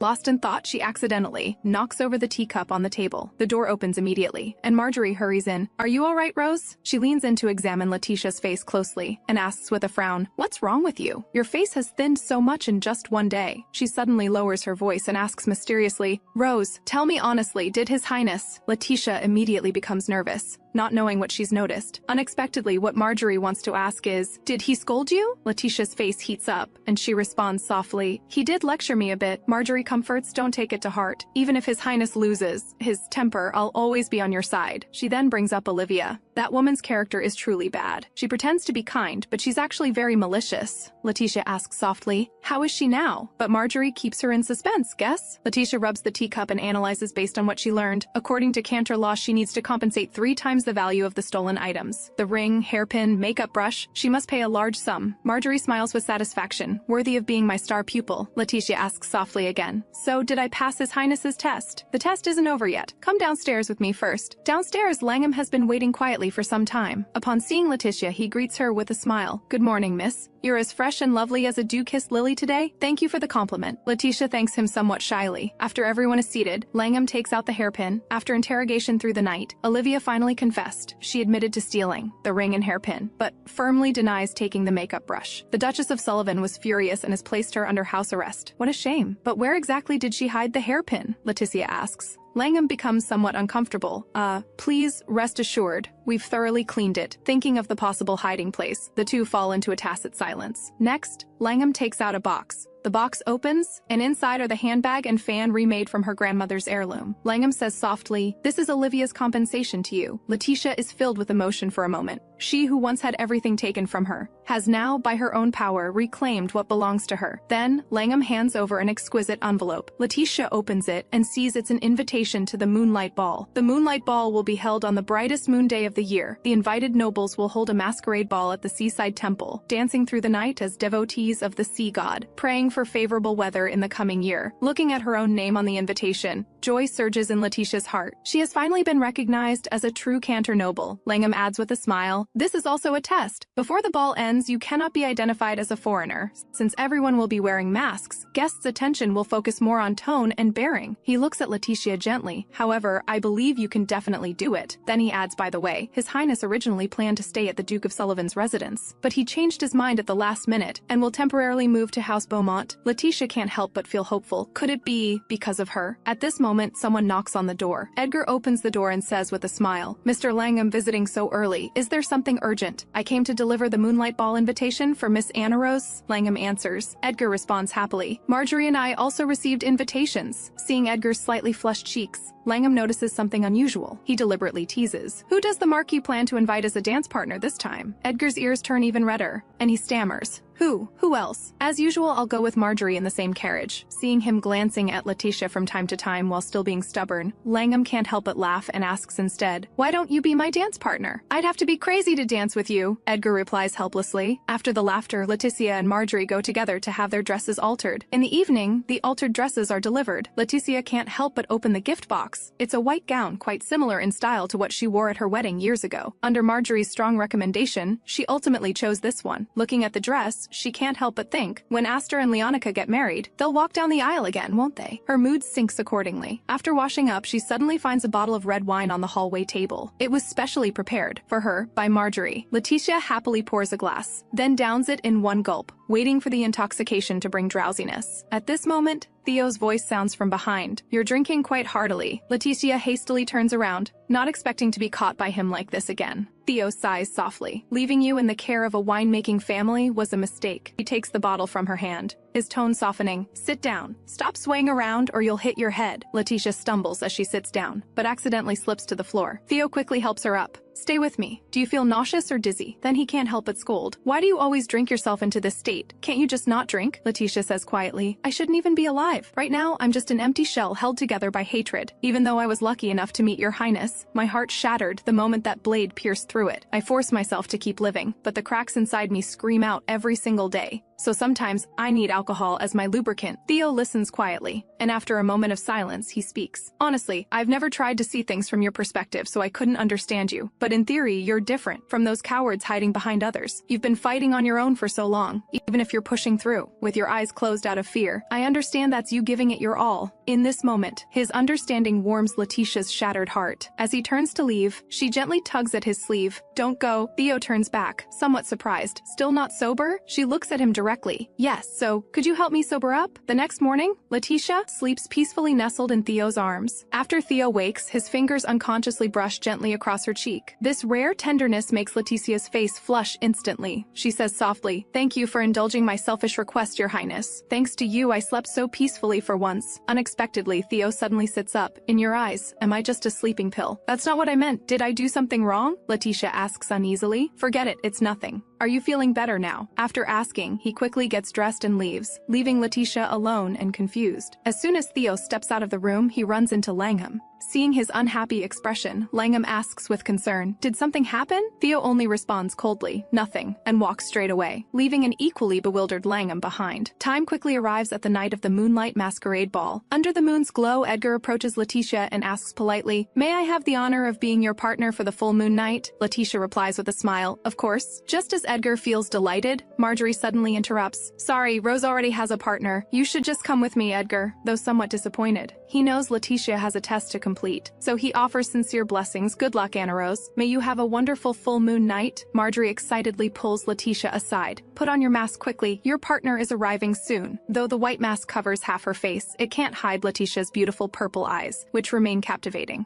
"So beautiful, Rose. You'll enchant everyone tonight," Marjorie says before hurrying off. Leticia waits quietly, expecting her partner to be Langham, but unexpectedly, Theo in a white suit approaches her. "Why do you look so troubled again?" Leticia asks in surprise. "Why are you here, Your Highness?" "What? Not satisfied with me as your partner?" Theo asks back. She quickly denies it, but feels nervous inside. "Does this matter require you to personally attend?" Theo extends his hand and says softly, "Give me your hand." She gently places her hand in his palm. On the way to the ballroom, he rarely compliments, "Your dress is beautiful today." Leticia responds playfully, "So I'm worthy of catching Your Highness's eye." "What if I say yes?" Theo's expression turns serious. She freezes slightly, momentarily speechless. They walk hand in hand into the ballroom, like a couple entering a wedding hall. The venue is filled with exquisite pastries and fine wines. Theo picks up a glass of wine and hands it to Leticia. Here, this prop can hide your flaw. You're not drinking, Your Highness. Theo purses his lips. I don't drink. Leticia can't help but laugh. He looks exactly like someone who would elegantly sip wine, yet he doesn't touch alcohol at all. She confesses softly, actually, before I met you, I was practically inseparable from alcohol. But after my tolerance improved, it became even harder, because I can't get drunk easily anymore. Theo raises an eyebrow. Then how did you pass out after just one bottle last time? That's because, to me, Your Highness is more dangerous than alcohol. Leticia sighs. Hearing this, Theo laughs with satisfaction. He sets down her wine glass and extends his hand to her. Come, let me see if your dancing is as perfect as your way with words. Leticia responds with a confident smile. Then please see for yourself, Your Highness. As the music plays, their dancing immediately captures the attention of all the guests. That couple dances so beautifully. That gentleman shines like the sun. Hearing the whispered praise around them, Leticia can't help but smile. Theo reminds her in a low voice, this is a test. Why are you smiling? How can I not smile? I'm wearing a beautiful dress, dancing with a very handsome gentleman, Leticia says, somewhat shy. As the song ends, Theo comments flatly, not bad, but at that moment, Leticia's peripheral vision catches a familiar figure. Even with just a blurry glimpse, she immediately recognizes. It's Astor Winchester! She panics instantly, quickly turns her face away, and suggests taking a rest while forcing herself to stay calm. Theo watches her hurried departure, frowning slightly. Leticia hides in a secluded corner, silently praying not to run into Astor. Just as she calms down slightly and is about to leave, her wrist is suddenly grabbed. The person pulls her into an embrace and swiftly removes her mask. Leticia looks up in shock, meeting a masked face. However, those eyes are all too familiar. It's Astor. This commotion draws whispers from those around, as people curiously observe Countess Victoire and this strange man. Astor realizes he's mistaken her for someone else and freezes. Leticia shakes off his hand and says coldly, how can you be so rude? But Astor still stares at her without speaking. She can't help but feel nervous. Theo can change her appearance but not her eye color. Has he recognized her? She interrupts his stare. Could you return my mask? My apologies. Astor returns the mask, saying quietly, you look very much like someone I know. Leticia silently puts on the mask. Apparently he doesn't remember at all that they briefly met at the port. Back then, he had just gotten engaged to Leonka and had no room for other women in his eyes. At this moment, a new melody begins to play. Astor suddenly bows and invites, my lady, may I have this dance? Please give me a chance to make amends for my mistake. Leticia hesitates. Could this also be His Highness's test? If so, it's far too cruel. In the end, she accepts the invitation. While dancing, Astor says softly, you dance beautifully, just like her. So that's why you mistook me for someone else? Leticia asks. Yes, you resemble my ex-wife. Leticia instantly holds her breath, but still forces herself to stay calm.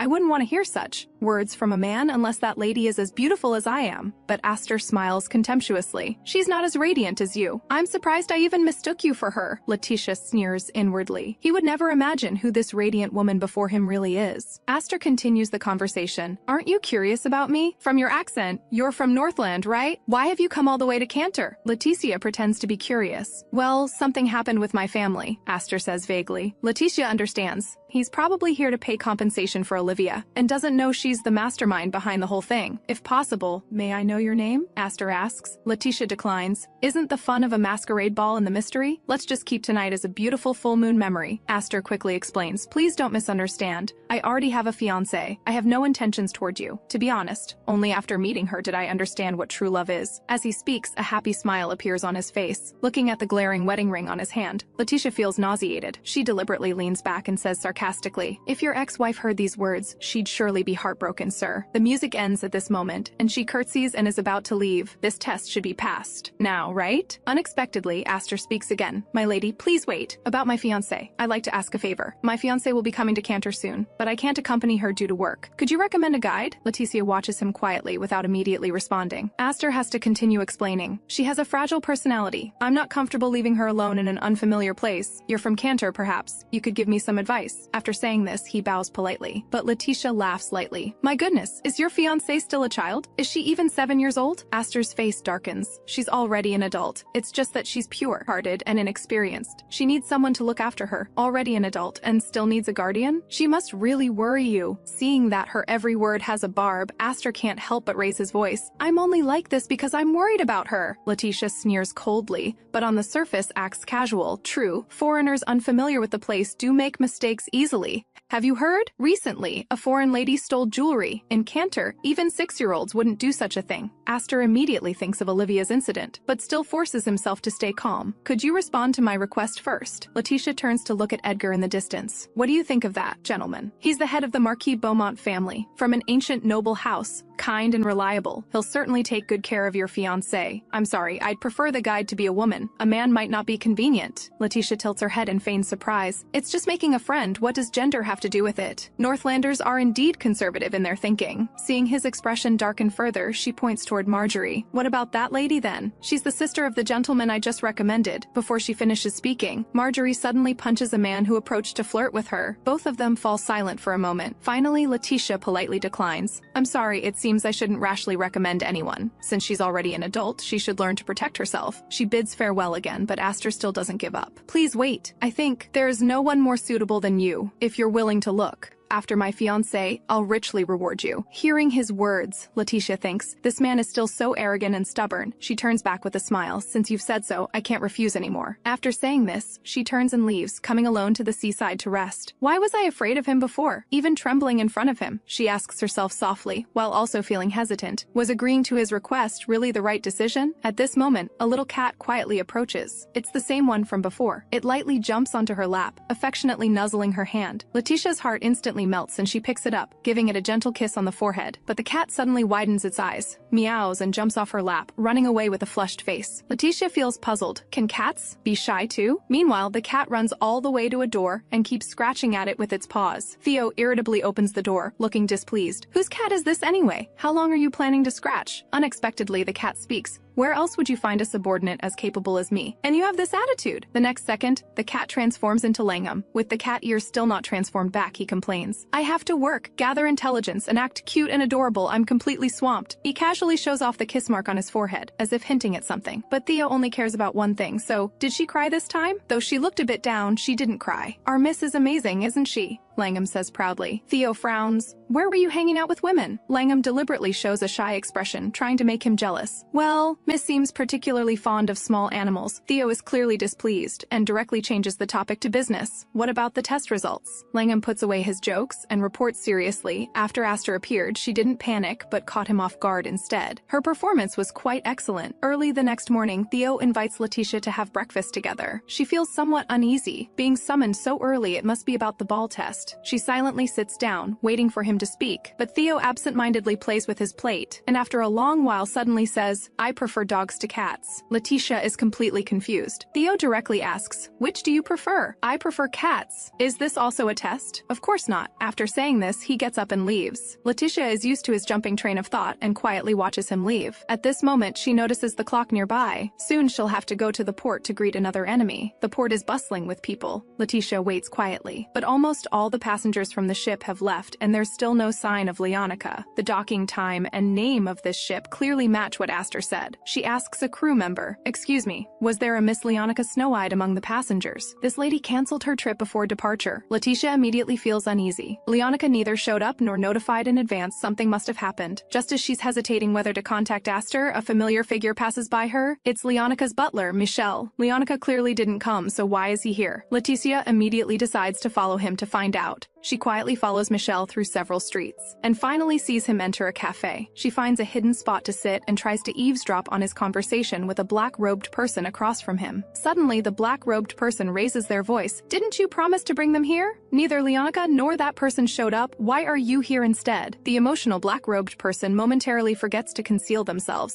and Leticia takes the chance to look. Under the black robe is actually Olivia. Why is Olivia, who should be detained, appearing here? And that person she mentioned, who could it be? At this moment, Michel speaks politely. My apologies. Miss couldn't come due to urgent matters. As a representative, you may make any requests to me. What's the point of talking to you, a butler? Olivia is very dissatisfied. Our miss has done her best, Michel says calmly. Olivia explodes instantly. I don't want your best, I want results. But Duke Karl Hirschbent is very cautious. Michel hesitates. Hearing this name, Leticia immediately becomes alert. Isn't he Baron Robin's father-in-law? Michel continues explaining. Duke Hirschbent doesn't trust his son-in-law at all, without legitimate reasons. He won't allow allow Robin to travel abroad freely. Olivia becomes emotional, almost shouting, then forge documents. You clearly promised you'd bring Robin to see me. She lowers her head dejectedly. I thought Leonka would understand me, though she's now the legitimate fiancé. Wasn't her past situation the same as mine? Michelle's expression immediately darkens. Leticia notices that Michelle is very displeased with Olivia comparing Leonka to being a mistress. Olivia chokes up. I haven't seen Robin in so long. Once I leave Cantor, I might never see him again. She suddenly clenches her fists and threatens coldly. If you keep breaking your promise, I have my own plans. She stares hard at Michelle. You haven't forgotten our deal, have you? If you can't meet my demands, I'll expose everything Leonka is hiding. Michelle only sighs lightly, madam. We've already proposed various options to Baron Robin. If he truly cared, he would have been here by now. Olivia is stunned, you mean? Robin doesn't want to see me? Michelle nods with a smile. Yes. Olivia suddenly stands up, shouting out of control. Impossible. How could he not want to see me? When I left, he risked coming to see me off, saying he'd definitely come find me. Michelle sighs softly. Then after separation, has Baron Robin contacted you? That's because Duke Hirschbent is watching him. He must want to contact me. But Michelle's next words make her utterly despair. You may not know yet, but Baron Robin's wife just gave birth to a child. Olivia says stubbornly. So what? He loves me. Michelle calmly adds another blow. Baron Robin is surprisingly family-oriented. After his daughter was born, he not only cut off all outside contacts, but also stopped visiting the entertainment venues he used to frequent. What entertainment venues? Olivia asks in confusion. He used to visit the secret club at least twice a week, including during his relationship with you, Michelle answers calmly. Now he worries his past indiscretions will come back to haunt his daughter,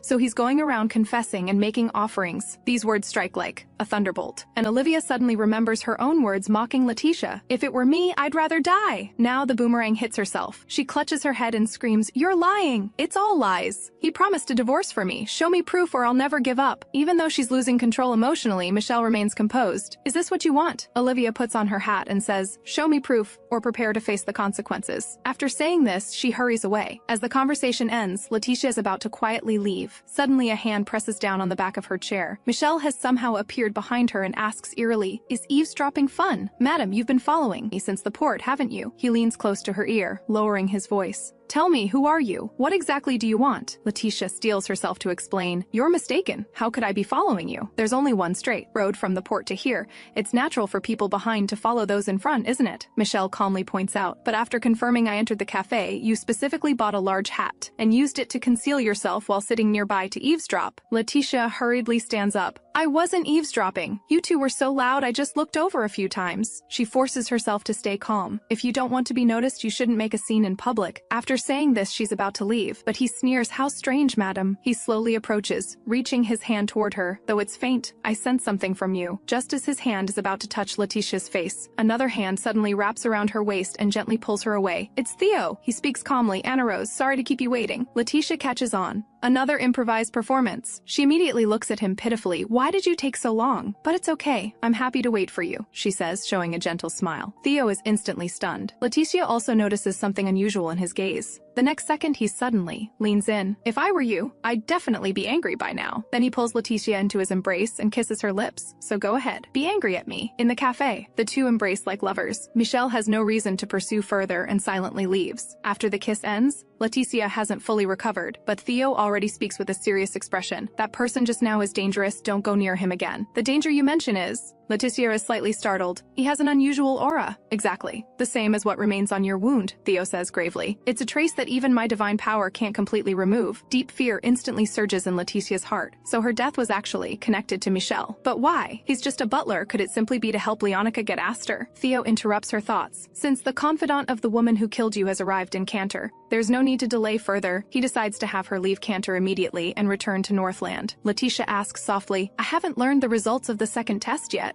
You passed long ago. I decided when the Moonlight Masquerade Ball ended, Theo answers flatly. Hearing this news, there's no joy on her face. She looks up and pleads, could you give me some time to say goodbye to Marjorie and Edgar? During this past year, they were the ones who gave her the most warmth and help. She really can't bear to leave like this. Theo considers briefly and finally agrees to give her 3 weeks to say goodbye. Leticia happily takes his arm, smiling and saying, thank you for your understanding. Theo also smiles. What understanding? After receiving news that Leticia is about to leave, Marjorie is very dissatisfied and complains to Langham. 3 weeks is way too short. If it weren't for His Highness's kindness to us, I'd go demand an explanation from him. Langham recalls the past. Remember when your mother owed a huge debt? His Highness helped out. Yes, Marjorie sighs. Without His Highness, we probably couldn't even keep our family estate. Back then, My brother and I were young and couldn't distinguish the authenticity of foreign banknotes in our mother's handwriting. It was His Highness who proved all the documents were forged and kept helping us until Edgar officially inherited the title, Langham continues. That's why you agreed to look after Annarose, to repay the favor. Don't be too sad. Marjorie can't help but sigh, but I didn't expect I'd like her this much. Miss is indeed wonderful, Langham smiles. Perhaps because she's experienced so much, she's more mature inside than her peers. As he speaks, he recalls the smile Leticia showed when she held him as a cat. But when she lets down her guard and smiles, she's like an innocent young girl. If comparing her to a flower, she's like an evening primrose. As soon as he finishes, Marjorie points at him in warning. If you have any other ideas about Rose, you better stop right now. For someone who's been hurt, a fox-like man like you is pure poison. Unexpectedly, Langham acts cute the next second, but I'm a little kitty, and is instantly met with Marjorie's disdain. But he immediately asks seriously, there's something I'm curious about. What do you think His Highness means to Annarose? Marjorie answers with a smile. You should ask His Highness that, not me, she asks back. Then I'd like to ask you, how does His Highness view Rose? Does he see her as a person or merely as a tool? Neither of them can answer these two questions. Marjorie carefully prepares a farewell party for Leticia, who is about to leave Cantor. In the carriage, she reluctantly leans on Leticia's shoulder. I haven't had enough fun with you yet. Don't go, stay. Leticia laughs and hugs her. Even 40 years wouldn't be enough with you. Marjorie sighs. I was going to hold a ball, but the new moonlight wine just arrived, so I changed it to a wine tasting party. Then she mutters, the wine is good, but unfortunately wine tasting parties are open events, anyone can get in. Leticia pokes her face and laughs. These are the troubles of a successful entrepreneur. Can't be helped. Leticia now increasingly realizes that in Cantor, what matters most isn't bloodline, but wealth. In this purely capitalist nation, even Olivia, who committed theft, can't openly move around here despite paying compensation. Dealing with Olivia is just the first step. Next, there's still Leonka, Astor, and his family. Therefore, compared to the reluctance of parting, she looks forward more to returning to Northland to begin her revenge. The wine tasting party is crowded, and Leticia calmly handles the gentlemen who approach her. At this moment, Edgar steps forward. Rose, would you like to dance with me? She readily places her hand in his. Let's go quickly, or there won't be any space left. Edgar's face instantly flushes, and he says excitedly, I'm really happy to dance with you. Me too, Edgar. Slowly stepping into the dance floor, in this moment Leticia feels like she's returned to her girlhood, chatting with strangers, laughing heartily at small things. She hasn't been this relaxed in a long time, but at this moment, a petite figure suddenly crashes into her embrace. The person has blue hair and pink pupils. It's actually Leonka. Looking at her pitiful expression, the suppressed hatred in Leticia's heart instantly erupts. How is she here? Just as Leticia almost thinks she's drunk and hallucinating, Leonka speaks softly. I'm sorry, madam. Are you all right? Leticia quickly recovers, composes her expression, and smiles slightly. I'm fine, just startled. Leonka notices the wine stain on her dress and exclaims, oh my, your dress! She's about to pull her away. We need to clean it up quickly. I'm so sorry. Leticia gently pulls her hand back. No need, I can handle it myself. Please let go first. Leonka has to say, then please wait here, I'll be right back. After saying this, she hurries toward the restroom. Leticia's mind is full of questions. Why is Leonka here? Could this also be one of the tests? But His Highness clearly said, all tests have ended, and specifically warned her to stay away from Leonka and butler Michelle. Could Michelle or Astor also be here? As she ponders, a familiar figure comes into view. The middle-aged man standing not far away is actually Duke Karl Hirschbent. Duke Karl Hirschbent notices Leticia in the crowd and speaks up. Lady, I have something I'd like to ask you. After speaking, he curls his finger, gesturing for her to come over. Leticia responds bluntly, that's not a very polite way to address a lady. Karl looks surprised. Is this considered rude? It seems you're not from around here? Leticia asks. Unexpectedly, Karl immediately bows an apology. If I've offended you, I sincerely apologize. I'm Karl Hirschbent, from another continent. I'm still unfamiliar with the customs here. Please forgive me. He turns out to be a well-mannered gentleman. Leticia responds with a smile. It's all right. I appreciate that you're willing to apologize. After she introduces herself, Karl explains his purpose. I'm looking for a companion. She's a young lady around your age, with blue hair and pink eyes. Have you seen her? Alarm bells ring in Leticia's mind. What is Leonka planning? Why would she appear together with Duke Hirschbent? She decides to probe first, so she points toward the tasting area. She seems to have gone that way. Then she leads Karl to a seat, planning to get him drunk and extract the truth. Wait here for a moment. I'll send someone to find her. She calls over a servant and whispers, add something strong to the wine. The servant understands perfectly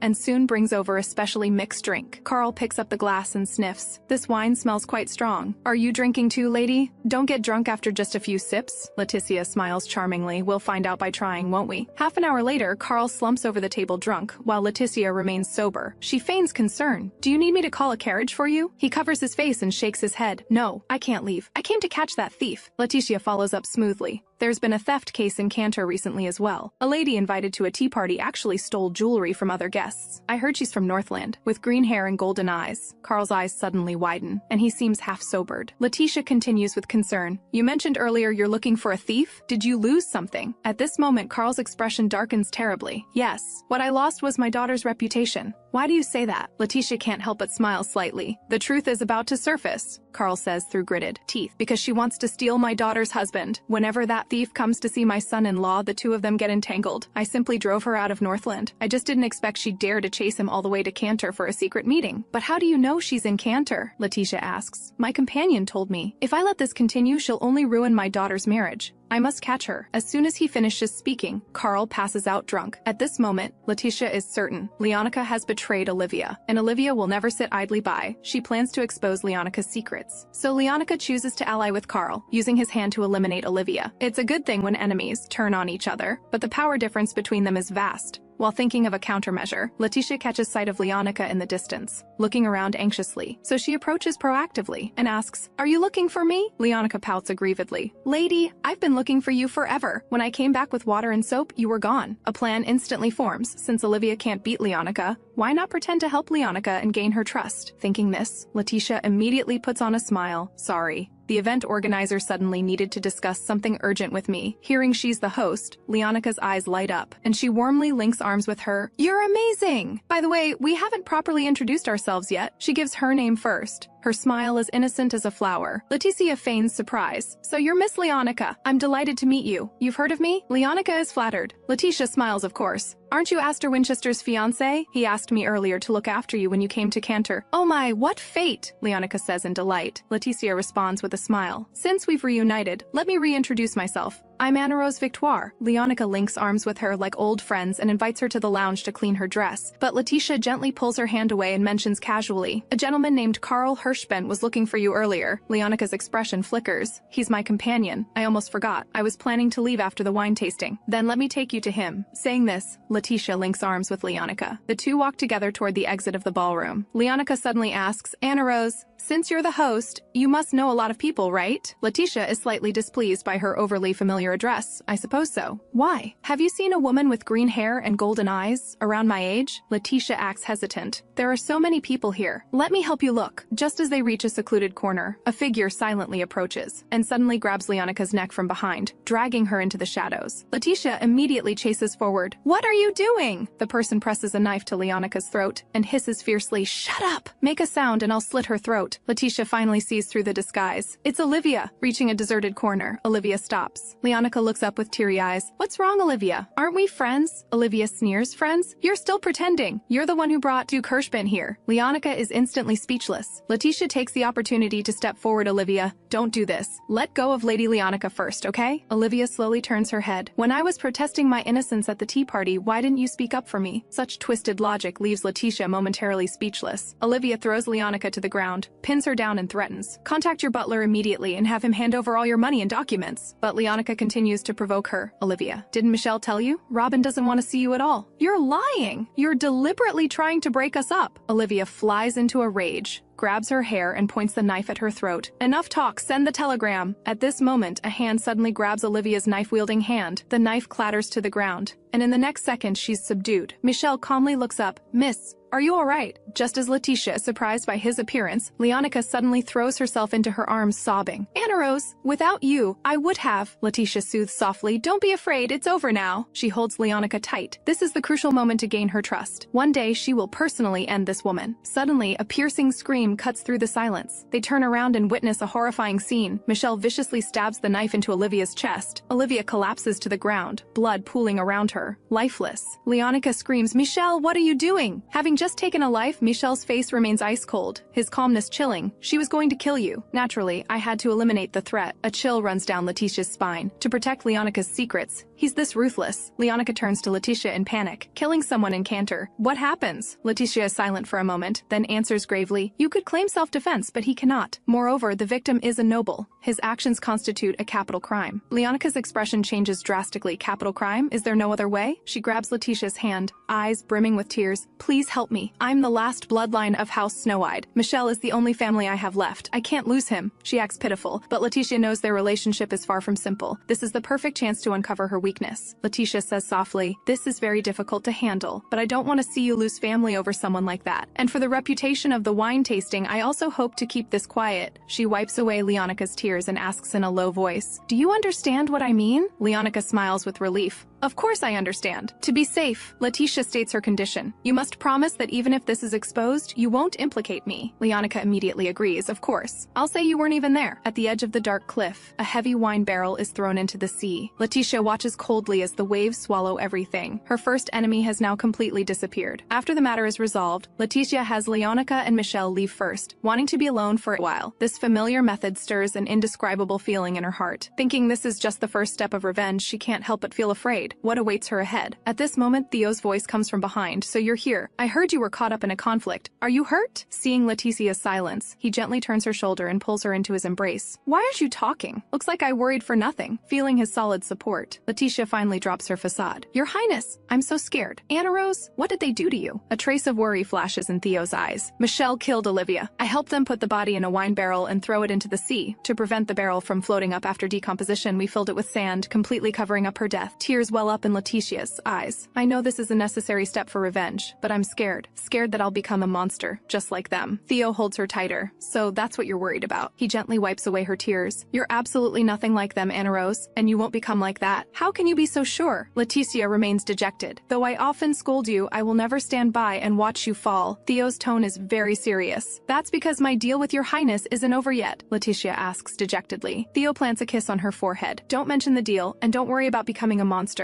If you're afraid to act, I'll be the monster for you and eliminate them. Is this also part of the covenant? Leticia sheds 2 lines of tears. Theo smiles slightly. If my personal feelings can count, then yes, I suppose so. Leticia feels even more conflicted. Why does he always do things that make her hopeful? She says softly. Sometimes, I really don't understand your Highness. Theo smiles as he ties her scarf. Don't you just see me as a sleeping pill anyway? He gently tugs the scarf. If you need someone by your side, come find me, Annarose. Leticia's eyes grow hot. What if the walls I've worked so hard to build around my heart collapse? I actually hope they do. After speaking, he kisses her deeply. A few days later, Leticia sees off Duke Karl Hirschbent at the dock. Karl says, what a shame. If I could stay longer, we might have become good friends. Leticia chuckles. With your alcohol tolerance, I'm afraid you can't be my friend. Karl laughs heartily at this. He turns to Leonka beside him. Lady Leonka, are you sure you won't return with me? Yes, I still have matters to handle here, Leonka answers. Karl nods. All right then, but I'd like to confirm one last time. Is everything truly resolved? Leonka smiles brightly, of course. After my persuasion, Miss Olivia has left and will never appear before you again. I didn't expect you to be so persuasive, Karl remarks with admiration. Only now does Leticia understand that Duke Hirschbent's original intention was merely to have Olivia live in anonymity. Unexpectedly, Leonka suddenly links her arm. Your Grace, actually, this was all thanks to Miss Annarose's help. She arranged the ship for Olivia's departure. Leticia instantly frowns. They agreed to keep it secret, yet Leonka has already implicated her so quickly. She looks at Leonka, who appears completely innocent. Miss Annarose, I'm praising you. Please don't be modest. Sensing the awkward atmosphere between them, Karl quickly smooths things over. It seems I've caused the Countess quite a bit of trouble in this short time. Next time you visit Northland, I'll certainly treat you well. After speaking, he boards the ship and departs. Watching the ship sail away, Leonka speaks first. Thanks to your perfect handling, nothing has been discovered to this day, and it never will be discovered. Never, Leticia adds. That this matter could be handled so cleanly is thanks to Edgar's reminder. He suggested putting stones in the barrel first before filling it with sand to prevent the body from floating to the surface. Leticia was surprised at the time. How do you know these things? Edgar smiled bitterly. Before inheriting the family business, I experienced quite a few things myself, pulling back her thoughts. Leticia asks about Leonka's reason for staying. Leonka says hesitantly, I want to prepare some gifts for my fiancé and his family elders. Leticia suddenly remembers she once tried to please her in-laws this way too, only to have her mother-in-law throw the gifts on the ground, complaining she brought too little. She can't help but sigh. That'll be quite an expense. Sure enough, a trace of bitterness crosses Leonka's face, yes. Having said this much, Leticia prepares to take her leave. Leonka says with a smile, Miss Annarose, thank you so much for keeping my secret. Leticia responds with an even brighter smile, secret? What are you talking about? Nothing happened between us. Leonka quickly agrees. Right, exactly. After returning home, Leticia and Edgar play poker. After losing several rounds, Edgar can't help but complain, Rose, you're amazing. You even play poker this well. Leticia laughs happily. And I can drink better than you too, poor Edgar. Looking at her smiling face, Edgar's eyes are full of unconcealed affection. Rose, you're really smart. You even remembered to cite Cantor law that night. I was originally worried about being discovered, since it only constitutes a capital crime if both parties are from Cantor. But even if someone finds out now, we can claim we were too panicked and cited the wrong statute.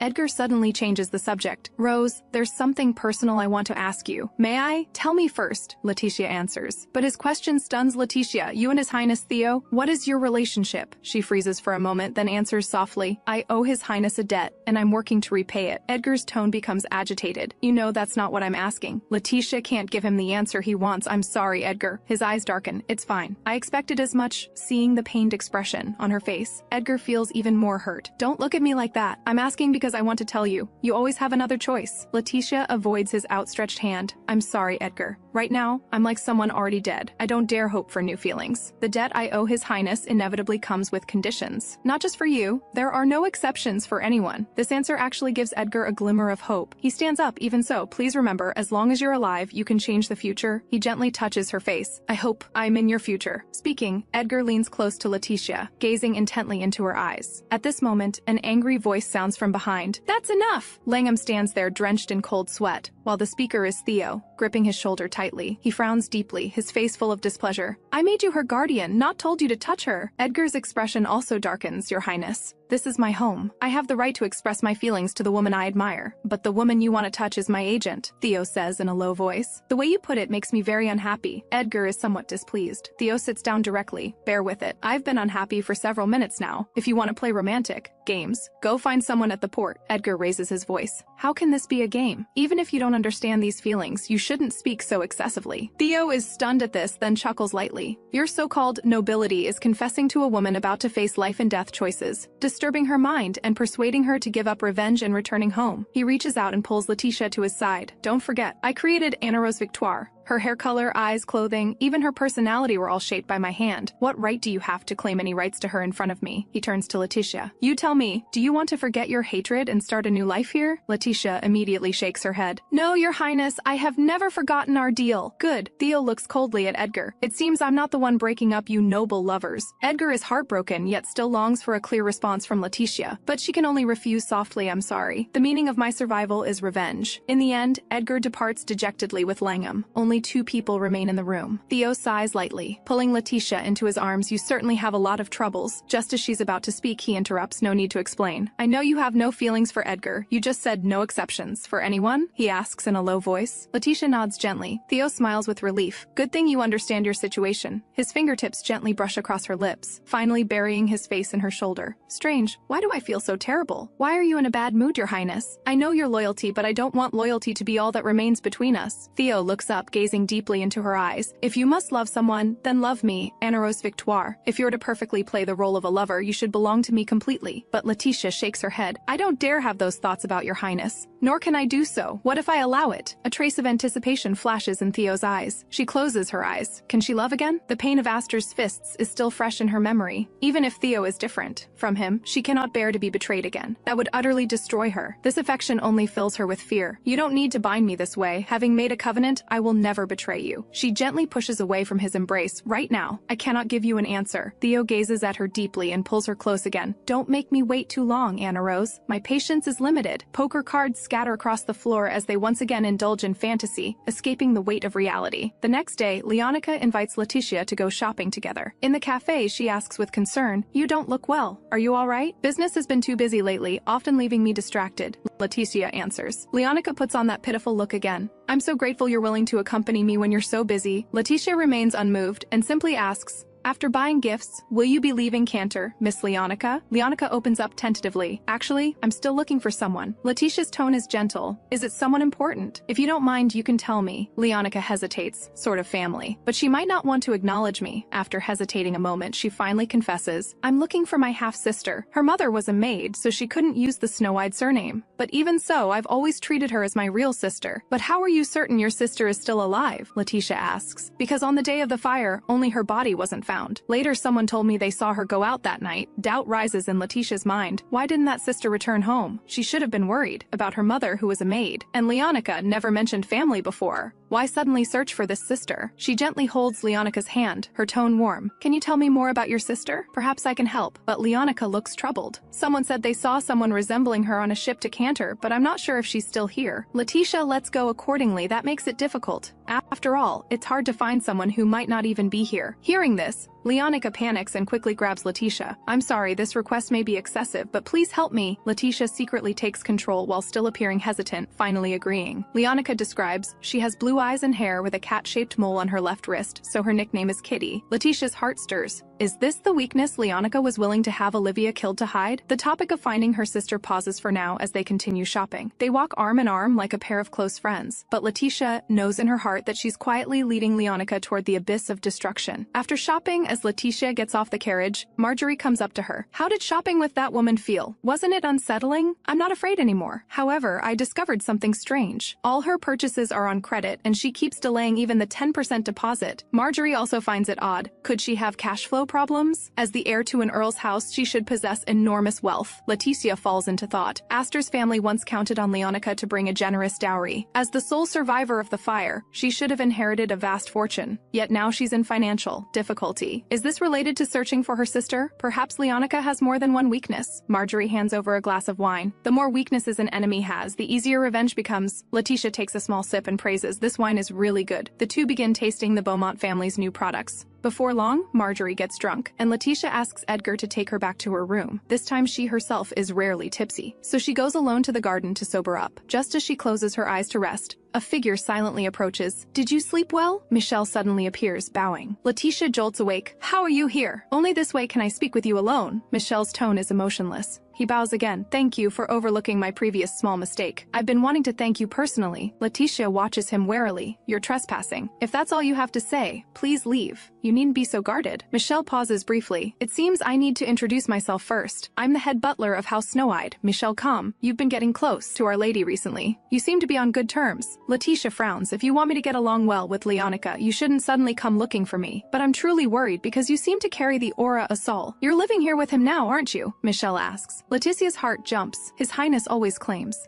publicly to be staying at Duke Sullivan's. No one knows he's moved to the Beaumont estate. How does Michelle know? She forces composure. I don't understand what you're talking about. If you want to see His Highness... Theo, you've come to the wrong place. But Michelle shows a mysterious smile, lady. I possess a special sense of smell. Everyone carries a unique aura, and I can identify people through their scent. He lightly lifts a strand of her hair and sniffs. Strangely, I've clearly never met you before. Yet your aura feels familiar to me. Leticia hastily pushes him away. You've mistaken me for someone else. I've never been to Northland. Not necessarily. Michelle says meaningfully. In your case, your original aura is covered by a stronger presence. What do you mean? Leticia has an ominous premonition.